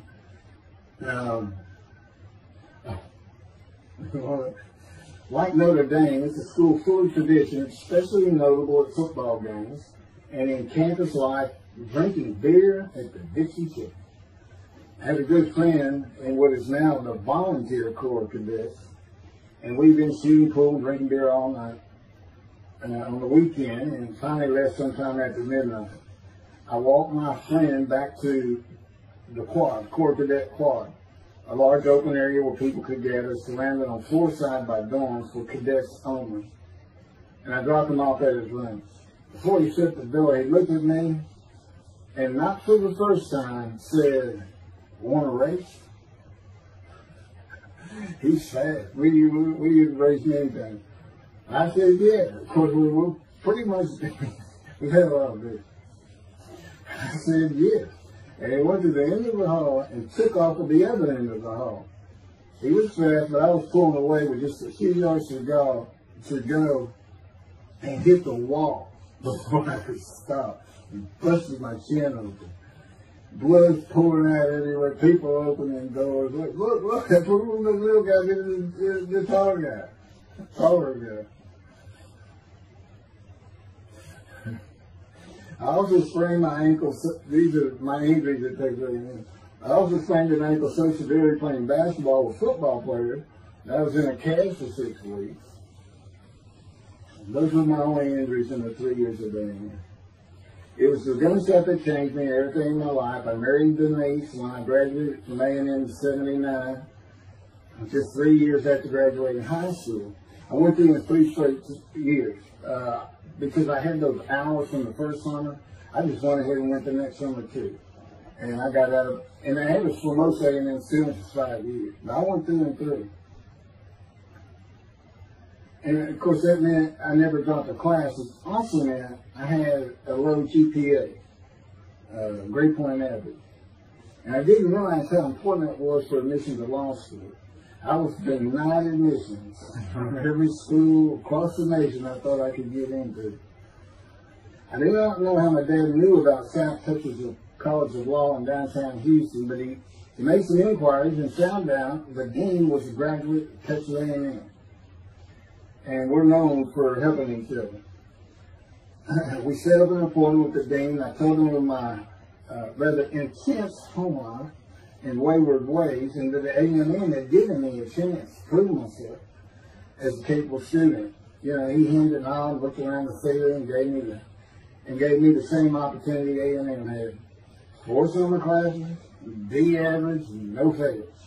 I did it. I was terrible with chemistry and math, but it turns out I had good reading and comprehension. Probably from reading all those science fiction books in school. I graduated in '82, and I did great on the bar examination. T. Ellis McCarty, attorney at law. Who would have believed it? Which reminds me of verse 1 of Isaiah 53. Who can believe what we have heard? That's what any of my friends would say about me getting out of law school. Much less was happening today. You go find somebody living in high school, they say, who? Oh, that can't be true. She's been out of here. I know him. Forget about it. 75. 27-year headache. I'm going to pick up at that on another video. And then that'll be it. Some general comments. 5 and 6. I'm not sure what 6 is. Yeah, 27-year headache. I'll go ahead and mention God in one of these actions. And I won't say anything about the dog who took a hard left between my legs. It's about just as my name, my legs. And I won't mention that. Or hitting the big Swede on the track. And then for me, my arm just took off. I wouldn't have hit him with my right arm. The things he is showing. And getting gut shot. Yeah, I think I would have figured out, you know, you probably shouldn't be hanging out at this store anymore if you're going to be talking to his ex-girlfriend. Little things like that, he controls my perception. Little things like that in my life make sure I am the man of Isaiah 53. If anybody thinks I'm going to back off saying that, they're wrong. I have been through too much. My whole life is dedicated to this time, the day of the Lord. As a matter of fact, you know, what about my day? I said, what about my day? Well, he said, well, first of all, God is speaking with you and living with you. Most people say that's pretty good. I said, yeah. But anyway, here's something he's promised me that he lets me check out all the time. And I'm going to put on the screen.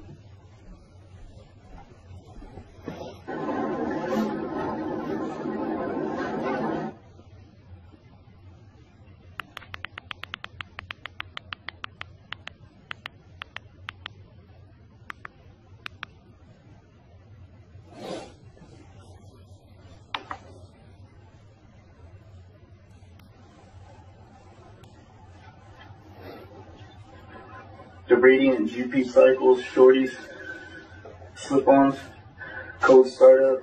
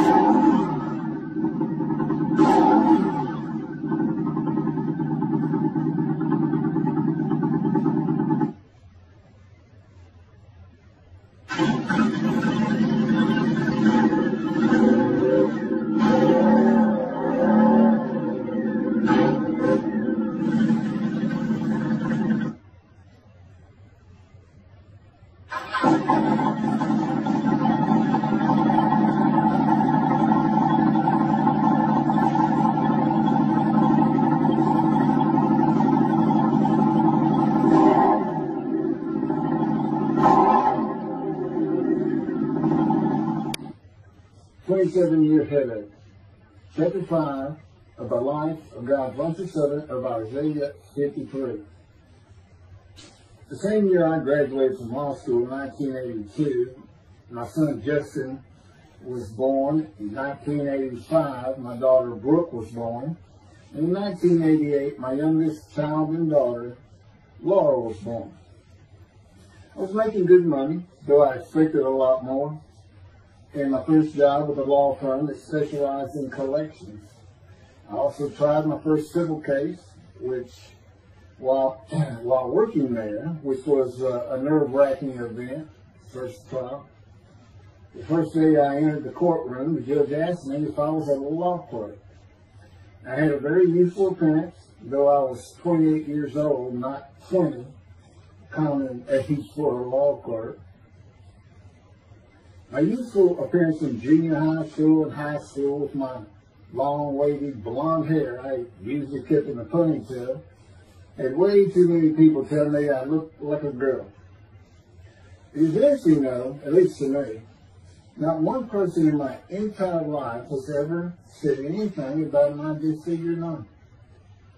I must have looked like a girl who would beat on you if you did.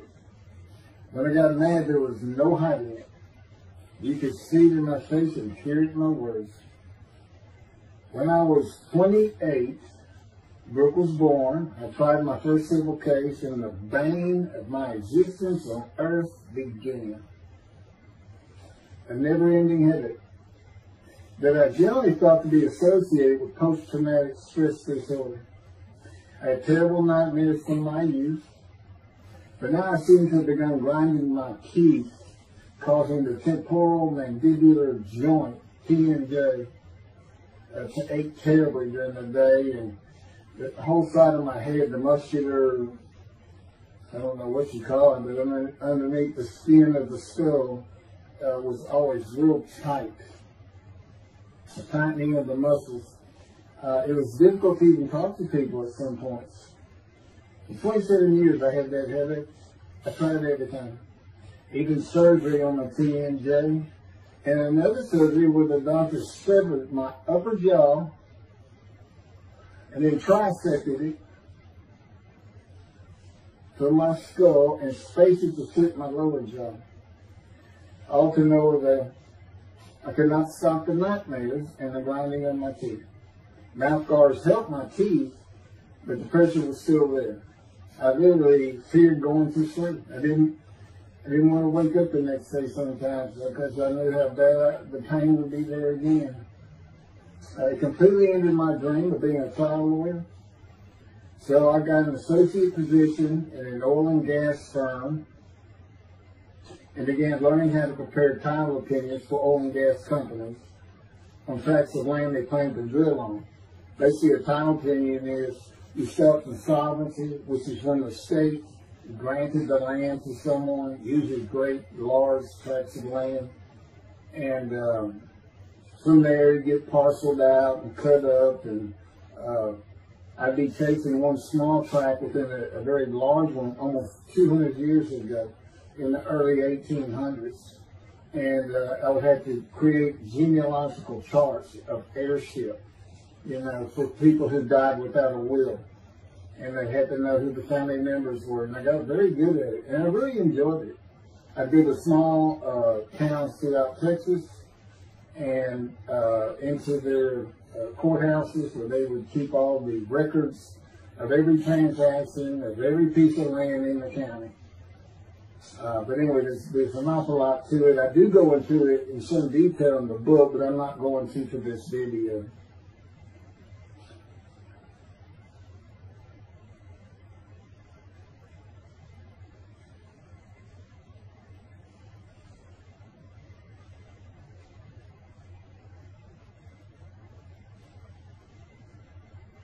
Eventually, I had my own firm. It's just me. I had my own office, and I was doing very well, though billing hours for title work is generally lower than other areas of the law, by the hour. But I had also been involved in multi-million-dollar sales of production between oil and gas companies, probated wills, prepared affidavits of heirship, worked with landmen to fix title defects, appellate work, including arguments before justices, plea bargaining in criminal cases for defendants, and anything else that came my way. Then it all stopped, and once again I was fighting for my life in 2001. This is chapter 6, skin, colon, and lung cancer. Oh, just, God would have me tell you, he gave me those headaches. When he came to me, I stopped having nightmares. He provides my dreams for me now. And often as a learning experience. But the grinding of the teeth, everything stopped, and I thought it was just because I wasn't having nightmares. And took away any symptoms of PTSD, for which I was receiving money from an insurance company for disability, partial disability. And that went on for about 7 years. Then one day we're out walking, year 7 of 13, and I had that headache. It just came to me, and I just stopped. And I said, "You got to be kidding. You did not give me those headaches." He said, "Yes, it is. It's necessary. You are considered the suffering servant of Isaiah 53. You have to suffer your entire life until you're suitable for my purpose," and that includes sitting every verse of Isaiah 53. At that time, I finally read it 7 years into all this. It was about year 2, I think. But yeah, he did. And, you know, I ended up taking painkillers left and right and drinking liquor, as so many people do. I was able to maintain, you know, my life, my work, and everything, but it was enough to put the strain on my marriage that I pretty much blamed myself for it. And I told him, I did this the only time I got hot. Disfigure me, gut shot, those things, they didn't bother me. But I said, you hurt my children terribly with that. Because I became a bad father. I mean, I wasn't the father I could be. I mean, they love me and I love them. We don't have any serious risks. They're off living their lives and they're all doing great.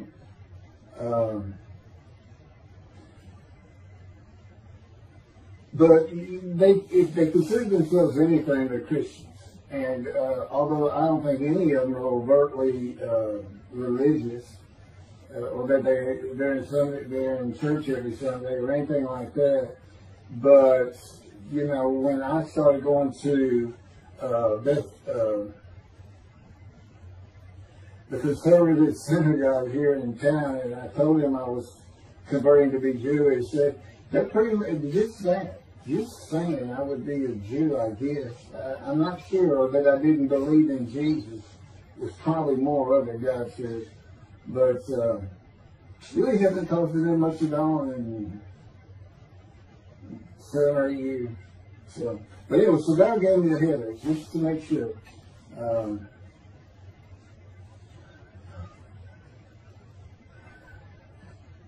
Anyway, I was married to Denise for 18 years, and we divorced in 1997 for irreconcilable differences. We agreed that she maintain custody of the children. The first to leave was Justin, and he came and lived with me. Then Brooke started getting in trouble, who is, as tough as she is beautiful. Her mom's very difficult to get along with. Justin was a lot like me at his age. Trouble followed him everywhere he went. Like me, he was hard to talk to, and like me, his getting out of high school was a coin flip. He's doing great. He learned the oil and gas landman business, and I helped him out as much as I could, and friends of mine helped him out even a lot more. And he's very successful in it. Married, no children. Laura's married, no children. She's got a great job. And Brooke is married with 2 children. I have 2 grandchildren. Long life, sweetest children. You'll see what I'm talking about, long life, when I get to lung cancer that God chose to crush me with. Something had to be done, and to make matters worse, Denise had met a man, and they were going to get married. But he didn't want Brooke. to be part of their new family, or Justin for that matter. He wasn't going to go stay with them anyway. Now, I had 2 of the children, and she had 1, but all still in her custody according to the divorce decree. So anyway, I stopped paying child support on those 2. That had not gotten around to the proper revision of the divorce decree when I took Justin and Brooke with me to live on the Big Island, Hawaii. Laura came with us to visit for a month. This oversight on my part resulted in Denise and now her 3rd husband filing papers in divorce court for past child support for all 3 children, for the time I had begun paying her 1/3 of the original amount. I represented myself. I had 1 contempt of court and was locked up for a day, but I never had to pay that money. By verbal agreement, I sent Laura back exactly 1 month later. I could not leave her out, and I wanted her to see where her brother and sister would be living. They were all so close and protective of each other, and still are to this day. And she was so sad. One of the hardest and emotionally painful things I have ever done was put her on the plane back to Houston. I can't think of anything else. The backdrop to moving to Hawaii was my firm was in dire need of new work. But the oil and gas industry was down. It's always up and down. And my clients were not drilling. A landman I knew called and said his sister in Hawaii, a brilliant eye doctor, but not a good businesswoman, needed help resolving creditor issues stemming from her new offices and equipment purchases. I told him it was a good time for me, as things were slow, and who's going to come down to this trip to the Big Island, Hawaii. So I went and took care of everything without charge, but of course everything was paid for. When I came back to live in Hawaii at the urging of the doctor that I had helped, who did not like the look of an abrasion on my chest, and it had been there for years. I was examined by a friend of hers, and it was cancer. I don't remember what the doctor called it. He removed it in surgery with a 6-inch diameter circular cut, and it was not malignant. I could practice in just about any area of the law. And all I had to do was pass the Hawaii bar exam, one of the toughest in the nation. While studying to the bar, my body, all at once, in a moment, told me something bad was wrong with me. I had been running, swimming, riding my bike everywhere I went, letting Justin have the car, and had been feeling good and strong. In a moment's time, I was weak and sick while grocery shopping, and there was a pain in my belly and my abdomen. I did not know it, but a large tumor in my colon had burst through my colon, and I was bleeding internally. I did not go to a doctor, which I guess is my nature. That, and I did not have medical insurance. Anyone asking anyone for help unless they were at a critical stage, such as a bullet wound, was something I couldn't do. I mean, there's all kinds of personality disorders. I thought surely it would pass, and decided to just give it time and bear up to the abdominal and belly pain.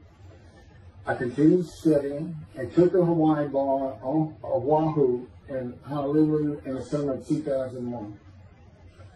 I had lived in pain for so many years from my headache, and passing the bar was so important, I just kept going day by day. Pain was getting worse, and but I kept exercising. It's the only time I didn't focus on the pain. I had always been a fast healer, and I thought that any day it would just go away. I finally could no longer take it. Brooke, it turns out, was in Houston visiting with her mom, and I left Justin at our little, we called it the little green shack. It wasn't much to it. We weren't there very often, really, except to sleep. And went to Houston to find a doctor for diagnosis, staying at my parents' townhome. This is where I'm at now. I had allowed my major medical insurance to lapse using premiums for child support when things had gotten lame. I just needed someone to tell me what was wrong. I would find a way to take care of whatever the diagnosis was.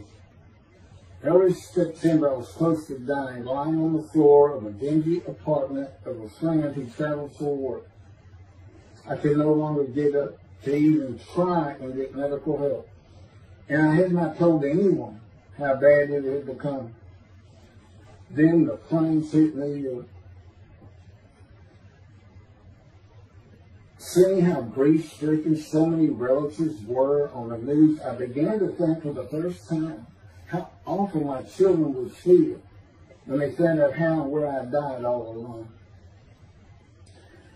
So I asked my father, again, talk to me to ask people for things, for the money to pay for a colon examination that had been suggested by a doctor at one of those clinics you find in a strip mall, the only places I could afford.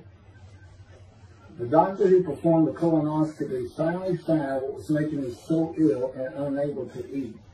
A malignant tumor 6 to 8 inches long that had burst through my colon, and I was bleeding internally. You know, I come out of anesthesia, partial anesthesia, and he's holding this picture, and it's this great big purple blob issue. I couldn't get the scope past this. It's not a good way to wake up. To say it crushed me in my life is an understatement. The pain, the weight loss, inability to eat, all I could do was drink calorie drinks. Began about 4 months before the colon examination. That was 4 months of sheer pain. But as it turns out, I did pass the Hawaii bar exam. It was now early October 2001. The doctor told me, look, you don't have insurance. Go to Bentop Hospital. That's the hospital I went to when I got gut shot. Gunshot. I prefer gut shot. Sounds good. Forget it, man. And he gave me the picture from the procedure showing what he could not get the scope past. He's shaking his head and saying, you should have come in this early. So I went to Bentop thinking I was here in 75 on October 5, dying. But I did survive, and here I am again on the first week of October 2001. I showed the pictures to the admitting nurse. Instead of them sending me to the waiting room, she just looked at me and she said, Mike, this is a public hospital. I mean, you can wait all day long to have a cold check. She looked at me and said, why did you wait so long? And how are you still alive? And I told her, I have no idea. She did not send me to the waiting room. They had an orderly take me immediately to a room. There they hooked me up to a morphine machine where I could hit a button at a time interval I could no longer remember and receive a small dose. I do know I never missed one. I was very depressed. My parents who waited in that line for admittance with me looked so sad and depressed. It was not one of my better days, though I finally had some pain relief. Day after day, I lay there waiting for the next test they would run. It was during this time I received notification that Denise had filed papers in the divorce court to recover monies for the time I was taking care of 2 of the children. That's also when I received notification from Hawaii that I had passed the bar exam. So, you know, Bentop Hospital, what a lifesaver. I mean, young surgeons in like Baylor University, medical schools, you know, it's a prime position to get your hands on if you're going to be a surgeon. Because you're in surgery all day long and all night long, as long as you can stand up. They're bringing people in. It's just a real hot spot in Houston and a great hospital. But it's not a place you want to stay. You really don't. My doctor would come in and be out so fast, I never knew what was going on. He did tell you my previous surgery to my abdomen, where they opened me up from stem to sternum, complicated removal of the tumor. On October 25, my son's birthday, who was now stuck in Hawaii, They cut me open again and removed the tumor. It was about a week or so later, I was released with a schedule for chemotherapy. I returned to the dingy apartment all alone, and I just stared at the television for weeks. I did, and chemo was so depressing for those who had to go into it. A small room with big chairs for about 20 people who all looked like death, including me. Everyone with an assortment of bags of chemo dripping into our arms for hours. It took about 8 hours before I really got sick from it. And I had to park a long way to avoid paying for parking and drive a long way to the apartment. It was a very gloomy fall and winter. When I completed my chemo of once a week for 6 or 9 months, more tests were scheduled. I do not remember how many months the chemo lasted. I do remember I did not finish, missing the last 3 sessions. At the end, I could not get out of the door without bursting into tears and just not going. It just wore me down to nothing. On the right side, it was my goal. I had my own apartment called the Loft. It was brand new and very nice on a bayou close to downtown Houston with a running trail alongside it and lots of woods near Memorial Park where I had been running a 3-mile circuit since high school. I returned to being called for follow-up tests, including x-rays of my chest, and the colon cancer had not returned then and to this day. The chest x-rays were another matter entirely. The doctor told me he had bad news and showed me the x-rays telling me the white spots I was seeing was cancer. They were everywhere. Lung sort of cancer, he said, at a stage I could not be treated with any success. My dad was with me, and I asked the doctor, well, what does that mean? And when he said you need to prepare for death, the look on my father's face was so sad and hurt at the same time I'll never forget. And we've been through some tough things in this house, every house we've been in. He didn't affect me one bit. I did not feel anything. I was too deep down from the chemotherapy repair I did. God tells me I had a lot to do with that.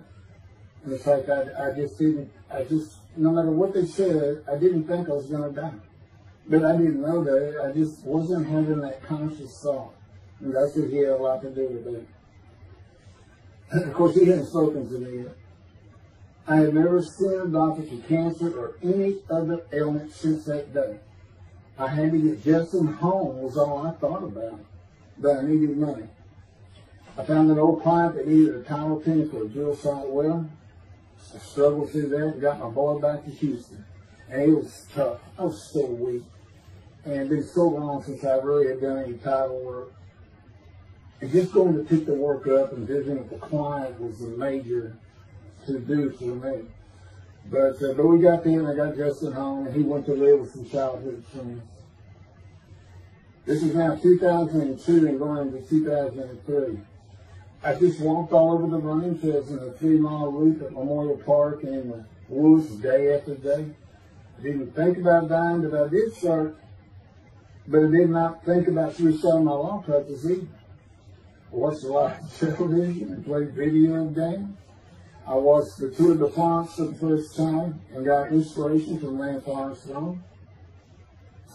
I was still alive though, and the funny thing was my lungs never bothered me. I was never sick. It's because God had already removed it. After I got the news I was dying of lung cancer, he took them from me. That's what he tells me. And I don't have any symptoms. Well, you'll see right here, in 2005, I picked up some tile work here and there and made an office out of my loft. I bought my first motorcycle, soft-tailed lowrider Harley Davidson.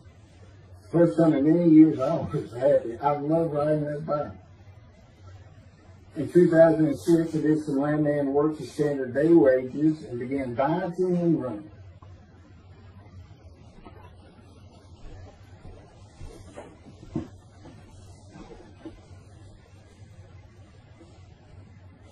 I want once again, my camera only goes for 29 minutes and 59 seconds. And I gotta, I don't know, back up just a little bit. In 2006, I did some land work for standard day wages and began diving and running. I had never been a swimmer in terms of training for it. I love the water and swimming, but I never trained with laps of different paces and various distances. Mostly because I was so slow, because of my right arm. I was reaching an age, though, where endurance in my running was more important than speed. And so endurance swimming was too. In Hawaii, I had seen the athletes come to Kailua Kona, where we live and where the Ironman Triathlon begins and ends. Matter of fact, my little green shack was just right on the route where they start. That was a fun week. It was amazing watching the athletes train and prepare for the race. I would think to myself, a human being, the human body cannot do what they are doing. If they were and they did. It's just amazing. I decided to learn how to swim more efficiently and how to train for distance and endurance. Get a regular and triathlon bike and innocent triathlons. I was still alive and finally a direction and purpose in my life. Training every day for long periods of time. It really helped with my headache and I slept better. In 2007, I signed up for the March 30, 2008 Lone Star Half Iron Triathlon in Galveston, Texas. And the October 5, 2008 Longhorn Ironman 70.3 in Austin, Texas. You cover 70.3 miles. And you got to do it under 8 hours. And I did real well on the first one.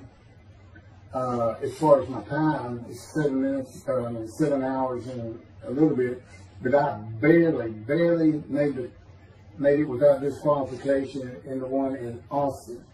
And it was primarily because of the hills. It's this very hilly area in central Texas, I did.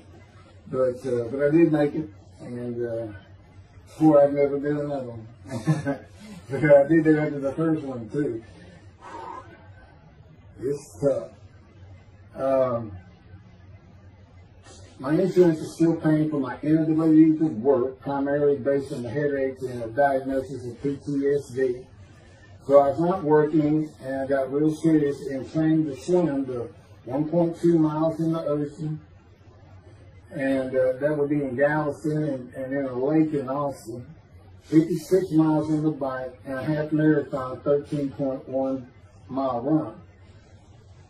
That's what I was able to do with a diagnosis in 2001 of lung cancer that could not even be treated, stage 4. And that's just about impossible. It would take a miracle of God for that to happen because generally you're going to die within 1 year. They say if you get lucky with good medical treatment, you might make 5 years. But 1 year is the standard if you can make it that long. That's my proof that I offered myself to guilt for God. Because you can't, it's not something provable. All you can do is see the result of that offer. And again, guilt and emotion. I got way too many videos and everything to get too detailed on it. But that is the proof. You know, I got the colon cancer 20 years ago when the plane hit New York. And it's 2000. Oh, that was 2001, right. Too many things go through my mind when I start thinking that those cancer years. But God, He removed it. He had something for me to do, but that's verse 10. God chose to crush him with his disease. And as I've mentioned, the reason He chose that is to show that I was blemished. The fact that could not possibly be an offer for sacrifice because He knew what the Gentiles were going to do. They were going to put an unblemished lamb in there and call the Jewish people's Bible their own. And use the laws of Leviticus, not unlike Mr. Toby the Singer and his 6 million blemished lamb sacrificed by Hitler, the righteous servant of God. Now that seems to read. He's welcome to respond any way he wants to do that, but it's on the video, it's in the book, it's in quotes by him from his midrash, from his site, and he said, share this with everybody. Everybody can take it. Just share how great my knowledge is. Well, it's lacking in some areas. We don't question he's an intelligent man, but his reasoning capabilities, in my opinion, at least it's Isaiah 53, are severely wanting. I am that man. And God's going to give Christians hell with it and with me. Just like I just heard this for the first time on the video. When all of a sudden he had me say that Jesus announced he wasn't the man of Isaiah 53 on the cross when he said, Father, Father, Father, why are you forsaking me? Because he was about to die. And Isaiah 53, who he thought he was, and he's not, he didn't fit the verses, but he thought he was supposed to be exposed to death, but given long life. So boldly he goes into the Roman Jerusalem and gets himself taken up. He's not worthy. Delusional, maybe. But as far as I'm concerned, he's nothing but a story. He never existed. And the story starts with the ascendance of the Red Sea Scrolls and the teacher of righteousness. Real quick, I'll go over that. Here's the thing. Their founder is called the teacher of righteousness. Okay? They were great followers of Isaiah. They had the great scroll of Isaiah. They're prolific writers and copyists. They had their own gate at Jerusalem. The Ascends Gate. Now, the New Testament never mentions them. You got Pharisees, Sadducees, Ascends, but they never mention an Ascend. And Jesus, quite frankly, would have been one of them. Because they embody who he is. They didn't like riches, hated sin, they didn't like material things. They removed themselves from Jerusalem in the most part to those caves by the Dead Sea for that very reason. But they did have a gate. They still had people who would be there, and you know what they would do at the gates? Tell stories. That's what you do. You tell stories, and it is a great story. Here's this guy, he's connected with God. Back then they believed men were God. Caesar was his God. Over in Egypt, you had the same thing going on. It's common thought that men could be gods. And this story just springs up. And they didn't even question. They'd have gone and questioned him. I mean, they're just sitting right front and center in Jerusalem. You think they didn't hear? This man walking on water, raising the dead, feeding 5,000 with 2 fish and 5 loaves. Turning water to wine. That alone, Rome would have said, Caesar would have said, he does what? He turns water to wine. Bring him to me. He's going to take the hair on his head. You don't kill the man who turns water to wine. You send him out with your arms. Make your men half. It's there's so many ridiculous aspects to it. Most particularly, God performed a human sacrifice for the sinning Gentiles. He's left the sinning Jews for the sinning Gentiles. But he gives them an out, these Gentiles, not his son. He gives them an out. I know, I'm going to kill my son for you. So that you'll be forgiven of violating my commandments and laws. If anybody knows God, and the Jews do, and I know him like nobody's business, that's not him. That's not him. I mean, he told the Jews, I'm never going to leave you, but I will punish you. Now that's him. That's him. And he'll put you through hell just to make you a better person, a better people. And he has no plans to change it, man. He's not going to change the minds and the thinking of billions of people to make them love the Jew. He's just not going to do it. And the practicality is, he didn't create man for him to even be able to do that. Now, he could have created humanity where he could do that. He could change the mind of everybody at the same time. I'll tell you on this, he's been working on my mind for 13 years. It is one brutal compromise. It's a very one-on-one affair. Now, he says, now, I could just kill everybody. Now, that's easy enough. That's easy. I could just kill everyone, but He said, that's why, it's all about this. You got to know how to read the Bible. It's written for antiquity first, and the Dark Ages, and then the Age of Enlightenment. I mean, basically he's saying you've got to go back over it. You've got to check these guys. You've got to check Rambam and his speech. God's going to make the world speak Hebrew. Or, they will be able to kill. So you got to check some of this stuff. And I read Rashi's, I went through his Isaiah 53 main grass, and all I can say is very unimpressed. I see what he has to say in Malachi. He didn't pick up on any of this. He didn't know what the angel of the Lord is, the angel of the covenant that you desire. He doesn't know how Moses goes by a burning bush is not consumed. The angel of the Lord is in there, and God speaks. I do. To me, it's just like, well, you just give some basic concepts, and all of a sudden, and quite frankly, it'll open up the scripture to the Jews. They can put the Talmud aside for a little while. God will say this. God says, if you can study it, study it. There's all kinds of great things in it. Just be real careful about what you teach in it. And it's useful for heaven. If you like to talk about Talmud as a scholar with other Jews, who may very well be in scroll of remembrance with you, you can meet up with them. Just see them in the meeting places, have them over to your room. Y'all can watch the new earth being created and the new peoples of God chosen, and watch the evolution of the chosen people. And humanity, the same as this one. God says, why would I change?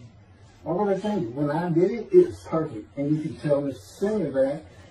The evolution that he's talking about, where all of a sudden the world son of the Jews been going on for over 3,000 years, and today anti-Semitism is up, and David is here. It's not going to happen. Thank you very much. I will be doing, is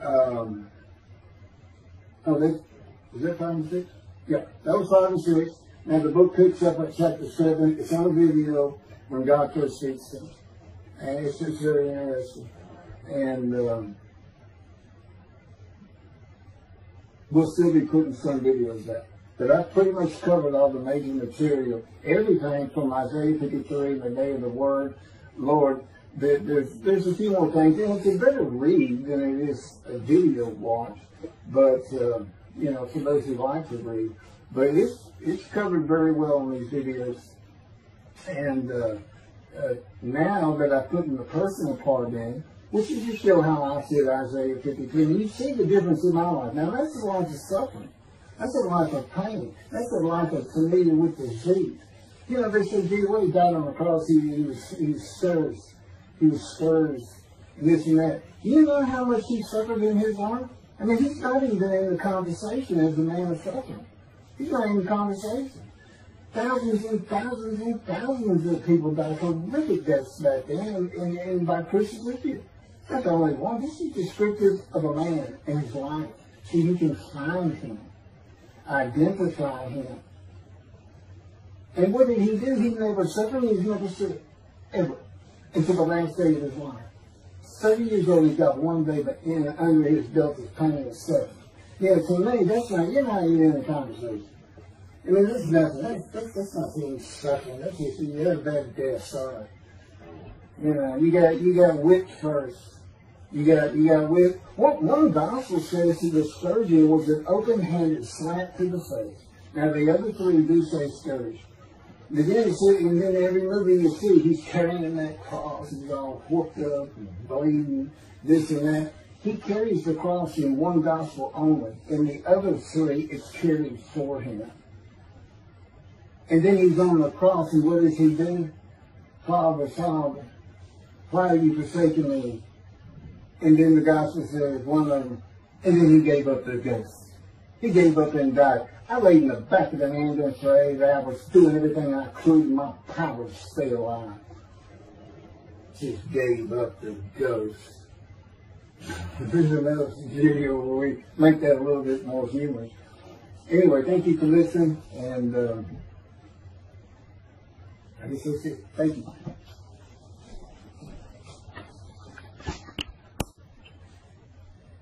This is a video that leads into a brand new very distinct, not heard from before, commentary on Isaiah 53, which begins actually in Isaiah 52. It's comprised of 7 videos I put together in the last month or so. And I'm just putting them all together with a lead-in video explaining these things and why it's so new, novel, and has such a different view of the scripture from that which Judaism teaches regarding a Messianic era when David comes, the descendant of David. They often refer to him as King Moshiach. Moshiach means the anointed one. And you'll get the idea from the title of this video real quick. God speaks to an atheist. And it began like this. The doctors who gave me 1 month to live from lung cancer in 2002 that developed from my colon cancer metastasizing would have been surprised that I was still alive, to say the least. I had stopped thinking about the lung cancer years before. The white spots in the x-rays that filled my lungs like the stars in the night did not inhibit my breathing or slow me down in any way. At this point in time, I'm training for my first triathlon. And I didn't start small. I did a half Ironman. It's 1.2 miles swimming in the ocean, 55-mile bike ride, and half marathon, 13 miles.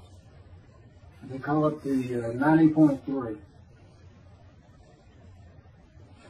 One Saturday in the fall of 2007, I was cooking lunch in my small kitchen, post-divorce, and at the stove, when God said, from just a little behind me, as if somebody was speaking to me right here, and above my right shoulder, which is this figure, wash your hands. I turned around to the sink, washed my hands, and turned back to the stove. Now understand, I've been an atheist for 50 years. I mean, I completely denied the existence of God. And then from right here, a small, quiet voice, like an account they had with Elijah at the cave, said, wash your hands. And I simply turned around, washed my hands, and went back to the stove. I didn't say a word, and I didn't even keep thinking about it. I just did it. That was it. It was as though he had always been there. Just as to Adam. That's what I liken it to. And he dictated this to me. This is from my book, the book of my life that God dictated to me. It's called The Righteous Servant of God of Isaiah 53. No, the life of God's righteous servant of Isaiah 53. And he put it together. And he did it because he actually came to me, as Jeremiah would say, in the womb, but in my first year of life, and like Ezekiel, lit and entered me. So that part of chapter 11 of Isaiah happened well over 62 years ago. That's when that happened. That's when Moshiach was here. For all these rabbis and commentators who have been saying, he's here, no, he's here. Well, he's been here, I've been here a long time, I just wasn't prepared and hadn't even heard his voice yet. But what he did, you know, with Jeremiah, he made sure he was a priestly, godly man and guided his life. With me, it was to make sure I fit every single verse of Isaiah 53 as only I can explain it, what it's for, what it all means, and live a life of suffering familiar with disease. God chose to crush him with disease that he would offer himself for guilt and receive long life to see his children.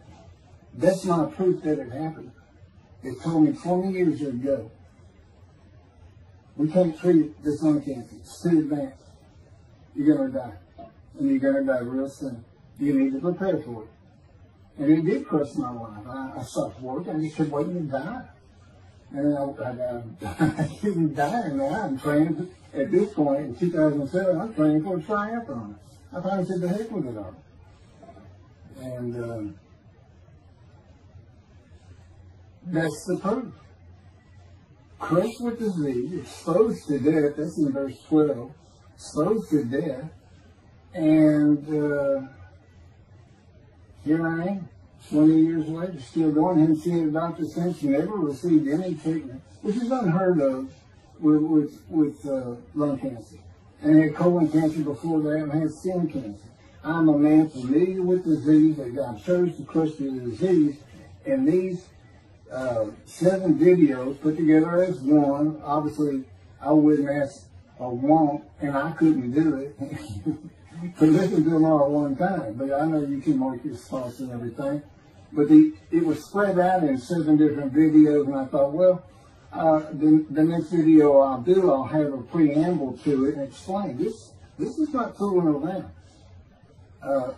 Once you learn my version, which comes from God, of when Moshiach comes, the day of the Lord, which is left out of the Messianic era. But if you ignore me, God says, as my role as Elijah, God says, when he does return to his temple suddenly, it's going to be with, and it's not there, it's going to be with utter destruction to the land. Okay, all this is explained, so I'm not going to keep going in detail and carry on with God first speaking to me, but it was as what Adam would have felt like. This is natural. I mean, to him, you know, having somebody speaking to him from above him, from up here, from within him, it's perfectly natural. And he wouldn't be falling down in reverencing and I'm not worthy and all that. It would just be this person's always talking to him and telling him what to do. The fact that he doesn't see him wouldn't probably enter into his mind. This, you know, this is the natural order of the world for Adam and me, particularly today, 13 years later. Still in God's final refinement, preparing me, and now we have the books, they're unpublished, Jewish publisher, Christian publisher. I dare not even send it to them, because how harsh I am on Jesus Christ, who said he was the man of Isaiah 53, and it's because of him I had to get crushed with cancer. That's what that's all about. God doesn't have to crush you to make you offer yourself for guilt. He just seized Ezekiel and put him through the fire of refinement, the anguish of it, and sent him off to be a prophet to the Assyrian, Babylonian exile, of which he was one, actually. Ezekiel, the book of Ezekiel is the key to Isaiah 53. That's my backer. See, God, these videos, everything, the way where he put the angel of his presence and Holy Spirit, that Judaism doesn't recognize. A host of the Lord's host. It's in the book of Joshua, one time. He did it so they wouldn't find it. He knew what this was going to be about. These are my proofs. This is what it's all about. He set it up for me to be this controversial. You just got to take the Messianic era of Judaism and toss it out the window. And you'll understand why, when God has me explain it to you, he controls everything I do, think, and say. Finishing preparing lunch and ready to watch a Texas A&M football game, I headed to the living room, and God said, "Get a napkin." I turned back to the kitchen and got a paper towel. Sitting on the couch, from about the same place. Sitting on the couch with the television on and my plate in my lap, God said, "Get your TV tray." I got up, set my TV tray in front of me, and placed my plate on it, began eating and watching the game. That night, I was in bed reading a book. From the doorway, God said, "Tomorrow we're going to Bed Bath & Beyond, the store, to buy a shower curtain, sheets, pillowcases, and shopping journals for things that you need." I said, "Okay." and continue reading my book. That's God spoke to an atheist. That's how it started. We call it the early years now. Talk about it. It was so different from the way things are, and all the same in the same breath. And I have since done this. It was by His power upon my emotions and thoughts that His presence with me was though He had always been there. In other words, when you read in the Hebrew Bible, God calls somebody's name like little Samuel, He says, "Here I am. Here I am." Now there's some accounts of people falling to the ground, but He can put a silent knowing to you. He can put knowledge within you, your mind, where you never hear a word from it. In other words, put into your mind the God of all creation is about to speak to you. And He doesn't have to say, "Stay calm." He controls emotions. He's telling me, "Keith, I created emotions. And there's nothing I can't do with yours, and believe me, it's just that really. I'm not going to get into all that." This story goes on. It turns out he had been like Jeremiah from the womb. Let me pass by that. I've never been affiliated with any church or synagogue. I've never had any teaching from yeshiva or seminary. Throughout my life, I did not. Let's say it this way. I was the actual opposite of Jesus Christ. Actual opposite. I'm a sinner. You know, I mean, He took me back. He said, "Look." Yeah, because I said, "Well, I wasn't that bad of a sinner." I was. He said, "Still it." He'll go off in vision like the story of Scrooge and the Ghost of Christmas Past. I said, I so get smart with him. This is just talking friend to friend. I can talk to him like he's just a buddy sometimes. There is a line I know not to cross.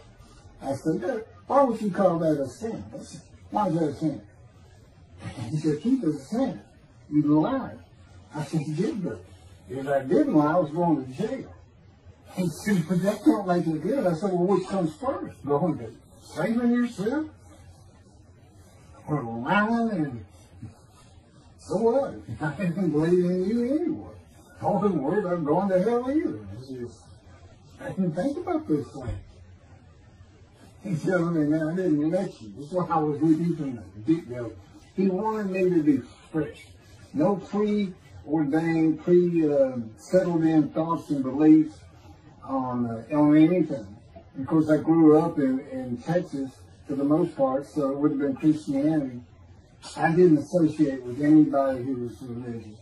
I didn't even know what the term Jesus meant. I didn't even know that Jesus died for my sins, supposedly, in their theology. And I didn't know that there was a problem between Judaism and Christianity. Jews and Christians, I didn't know that. I had plenty of Jewish friends. And, you know, I was in the late 60s, 70s, my formative, going into my teen years, and, you know, we treated everybody as an equal. I never thought about it. Including African Americans, who in my day, we just said black. I guess it doesn't go anymore. But they're great friends of all kinds. My best friend, I didn't even know he was Jewish until I saw him on Facebook 40 years later. So anyway, let me jump ahead. Okay, this is how God communicates with mankind. This is what the prophets are all about. It's not just Ezekiel, a spirit lit and entered into me. At that moment, God was speaking. And then He says, at that moment, a spirit entered into me, and then I could hear God's words. So He's saying, and that means God is in His spirit. And it's just imagine the presence of God is His mind, and it is composed of elements of the unseen realm that we can't understand, and spirit He created, and the angel of the Spirit, the Holy Spirit, He created. But that's completely different elements. His presence is different from God's presence. But they're like big clouds, and they can float together and be as one cloud. Okay, that cloud is what descends upon you. They are within me and without me. If you, this audience, was in a room with me, they would envelop you all around you. You'd be in the presence of God. The difference with me in that room is that that cloud engulfs me, flows through, it's within and without me, as though there's no break because of my physical structures. My little spirit is a little cloud that also drifted in. That's what it is. And it happened with all the prophets. If they spoke God's words, he was talking to them. He was telling them, write this down.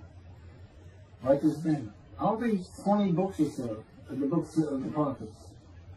Ezekiel, write this down. Let's pick this up. Jeremiah, write this down. See, the time is coming.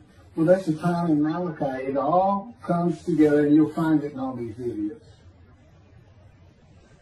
So, and it doesn't just include Moses and the prophets.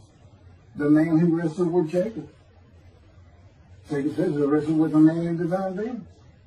But, you know, Judaism doesn't acknowledge the Holy Spirit's a person, which is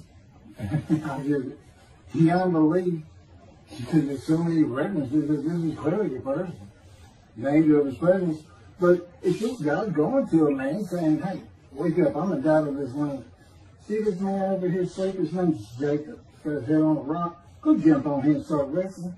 Don't worry about it. I'm going to orchestrate the whole thing. You'll be fine. And the guy would have said, yeah, I am. Let's go. That's how he does. And Judaism says the man in divine being is an angel. No, you know. That'd be like saying, I'm an angel. And you wouldn't want to say that. Well, you wouldn't want to say it to me before he came to me, because I didn't let me mad. I had a hell of a temper, just like Moses did, and like Ezekiel did. And God knows how to knock it out of you, to where you smile and laugh a lot. Because I never used to. Well, you got to read the book, and you'll get it. You'll get it. And I'm just, you know, just like a lot of people, I've been through too much, hurt too much, suffered too much, to have any thought that there's anybody upstairs, you know, who cares about me. It's just, don't even mention his name around me. You're going to fight, or I'm leaving for you, and you'll never see me. You're going to do that. Because it just makes me, all that's gone over. Lots of stories on that. Oh, and the spirit speaks. He's got his own personality. He's angelic. He has a very childlike voice. And he's just nothing but a ball of humor. He didn't have me say he's the greatest comedian of all times of the universe. And he's just a joy to talk to him. And he has the smarts of God. But I have instant communication with him. I have instant communication with God. It's like there's three persons in my mind. This one cloud, it's three clouds. It's two spirits and the elements of God's mind. And slow process of 13 years, and there's 13 years of, and this is from Isaiah 53, punishment, wounding, chastisement, maltreatment, crushing, bruising, and I'm telling you, he's relentless. This is the stories, and I have a lot more once I get to Israel, and I have full confidence God's going to get it done. There's one thing I don't worry about. 13 years, a year and a half of trying to get books published, denied by everybody who even bothered to answer me, because it's just so different. And it can only go to Jewish publishers, and it's just like, well, this isn't the stuff we believe, and it sounds like he's saying it's him, and this and that. Well, I was. God said I made sure I didn't get them published. I wanted to do the videos first. You see, I'm not on the executive committee. I don't know what's going on 99% of the time. I don't know what I'm going to have for dinner. I no longer have self-will. I can't ask him for anything. There's all kinds of reasons for that, such as, you know, if one of my kids gets sick and he doesn't heal them up, you know, cancer or something, Am I going to be disappointed? Am I going to be hurt? The answer is no. He's trained me too well to even bother asking. If he's going to do it, he's going to do it. I know he has the knowledge, and he's right here with me. So, you know, it's a long, detailed process. I know things from his perspective. This is another reason the Messianic era is not going to happen. And it comes out in these Psalms. But the Holy Spirit, the angel of his presence, we're friends. God says, I can't be friends with human beings. I said, well, friendly with each other. He said, yes, that's right. I said, you know, I Googled this, and technically you are my friend. He said, well, I know, but I just don't acknowledge. I said, why? He said, because I'm God. That's the way I am. I get to do whatever I want. And he's just messing with me. It's just like having a friend. Of course, it's a true statement. He can do whatever he wants. But he's pretty stately and regal. But, again, we live together. I've lived with him for 13 years now. And it's never going to end until I die. I wouldn't even know what to do. He said, if I left you, you're going to fall down dead. You're not supposed to be alive. I keep you alive. So I took that cancer from you, but I just put it back in if you do something that you want to leave. I said, well, what am I going to do? No self-will. To an extent, no self-thought. And I told him, I'm not even a human being anymore. He said, well, what are you? I said, I don't know. I'm naming divine beings, but I'm not human. I don't have self-will. That's what distinguishes a human being from an animal. He said, but I'm being a human for you. I'm providing you self-will. So you do, in a way, have it. So you're still a human being. I said, well, I'm dead. He said, why are you dead? I said, because it's like my brain's not connected to my spirit anymore. It's just like you were sending all the information in. And that's about heaven. I haven't lived the existence in heaven as to my thoughts, because in heaven you won't have a mind. The heaven for the Jewish people only, I might add. You won't have a mind. God got to provide it for you. He's got to be you for you as a completely new and different creature. Still you. Very amazing story on how that goes. And I'm taught all these things and literally experiencing, not only in the real, but in vision. I've had more visions than, you count every single vision in the Hebrew Bible and the New Testament. I've had easily double that. And I'm a walking visual. God's communication, and this actually shows up in the story of Moses, he won't let me tell right now. But he puts images in your mind. Instead of saying a sentence, you get something in your mind, a picture. Anyway, I call it visuals. And you can be wide awake for those. And I can be in vision wide awake. Okay, so we finished our shopping. You get shower curtains and everything. And God said, let's go to the bookstore and get you a Tanakh. To which I replied, well, what's the Tanakh?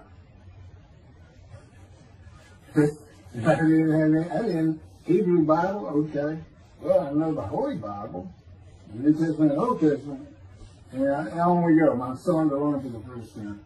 At Barnes and Nobles, we looked at all the Hebrew Bibles and purchased the Jewish Publication Society's Tanakh, the Holy Scriptures, which is a translation that began in 1956 and was published in 85. Men who spent 30 years on the Leningrad Codex, the oldest Hebrew Bible in existence. They started from scratch. I hear these rabbis and people saying, well, I know what these translations are, this and that, and this, and God says, just go with the JPS. They hear it right just about every single time. I've only found one thing that I don't understand how they miss it. But it's in 53. It's the 1985 edition. That's the best translation you can get out there. And I don't just hear God say to me. His presence is heavy. And I'm also, you know, it says he pinned Ezekiel's arms behind his back with his cords of power. And by his cords of power, Ezekiel could not leave his house. That's in Isaiah 53. He took him from the land of the living. Took him from society. You know, the man of Isaiah 53 lives, so he's taken from society, but that doesn't, from the land of the living, that doesn't mean he died. And there's no crucifixion in 53. So, You start to see how Ezekiel is so important in this, and that's where you find out about the covenants of friendship that come with God in the day of the Lord when Moshiach comes. Again, you don't hear anything about it in this Messianic era. I'll tell you this. I think the Jewish people are going to like this better. I think throwing out all that rubbish Judaism has been teaching from back in antiquity, that's where they're stuck, and see what's really going to happen with God coming back, a man in divine being, with the capabilities of Moses, Elijah, the descendant of David, all their attributes, okay, are in me. I can be each and every one of them, and I can be all four of them at one time. And God can speak to me. So, it's going to be fun, and he wants a simple rebuilt. That's the purpose of Isaiah 53. It says, a purpose which might prosper of God. But it then tells what the purpose is. Well, we find it in Malachi 3. I sent my messenger before me to clear the way for me, and I should return to my temple suddenly. But the covenant that comes with David says, I'm going to place my sanctuary amongst you. He already knows it's not going to be there. And then we have Elijah in Malachi 3. Well, he's got a purpose that might prosper. And if it doesn't, God comes with utter destruction to the land. And again, you don't hear it with the Messianic era. Utter destruction to the land. There's 7 million Israeli Jews. How can you not read that and go, that sounds an awful lot like, I'm going to raise up armies against you. How can you just ignore that? Well, anyway, we're getting serious stuff. And the purpose that might prosper, I never believed that. I think they just puts the man of the righteous servant of God in 53. I think that puts him with, he's got the same purpose as Elijah. Elijah's supposed to bring the families back together through the laws and teachings God gave Moses, or being mindful of them. That's the new covenant. It's an amendment. It's an amendment that also has a new inclusion of sin forgiveness. Over the last 63 years, God's presence has resided in Texas, Louisiana, Florida, and Hawaii. And he is more than ready to return to his land, Israel. Because wherever I am is where his presence is, and those are all the different states I lived in over this time period. Wherever I go. And in fact, if you see me in Israel down at the old city or down at Tel Aviv, you can turn to your friend and say, hey, I know where God is. I say, really? I thought he left. Some people say he died. He said, no, you see that guy over there? He's all around that guy. And some say inside too. That's what it's going to be like. God said, we get to Israel, we're never leaving again. I said, I want to see Great Britain. He said, it's like, did you just ask for something? I was like, oh. Yeah, that's good. I hope I fry if I hit the border and cross over. I hope I just burn up. Crush in a combustible flame. But anyway, that's where he wants to be. And I'm sure he's going to get there. This purpose that might prosper, again, I think it just shows the purpose of the righteous servant and a purpose of Elijah. Because he knew I was going to be teaching. There's only, in the day of the Lord, as you would imagine, he wants to have all the prophecies fulfilled, be done with the prophecies. And there's only a handful, 4 men to come that we've never seen. The descendant of David, prophet like Moses, Elijah, and of course the righteous servant. We only had one description. Even the sages knew you got to have a description of the descendant of David. It's Isaiah 53. They called him in the Babylonian Talmud the leper scholar. You see me referencing it on just about every video. In other words, I'm saying, look, it's not Jesus, it's not the people of Israel that's taught today. it's this guy from the Talmud that just hadn't come yet. You just didn't know, didn't have a man that fit the description. Well, you do now. And two covenants. The friendship covenant, which is actually in two parts, Ezekiel 34 and Ezekiel 37. One part of which is, I'm going to put my sanctuary amongst my people.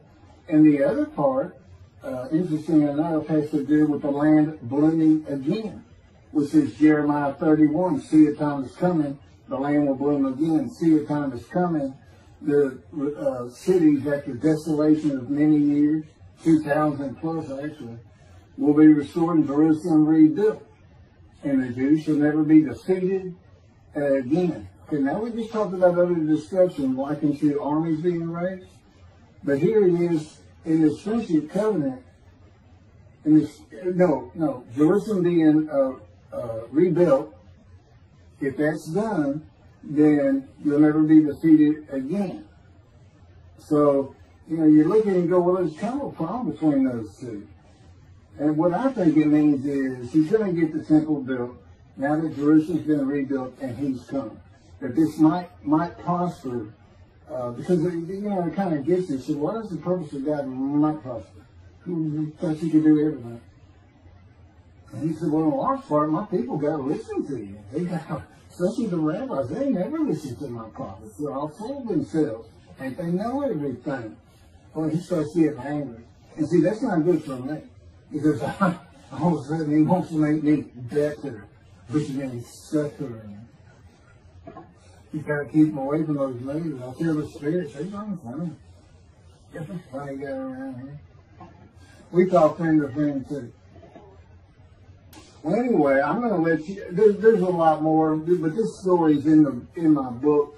Hopefully, after spending time and understanding who I am, and this is here, it's happening. I don't care what the rabbis think or say. Look, I'm a prophet of God. I'm a man in divine things. If I say something contrary to what they think and say and believe, they're wrong. Automatically. It's a given. Because God is telling me all these things. It's his book.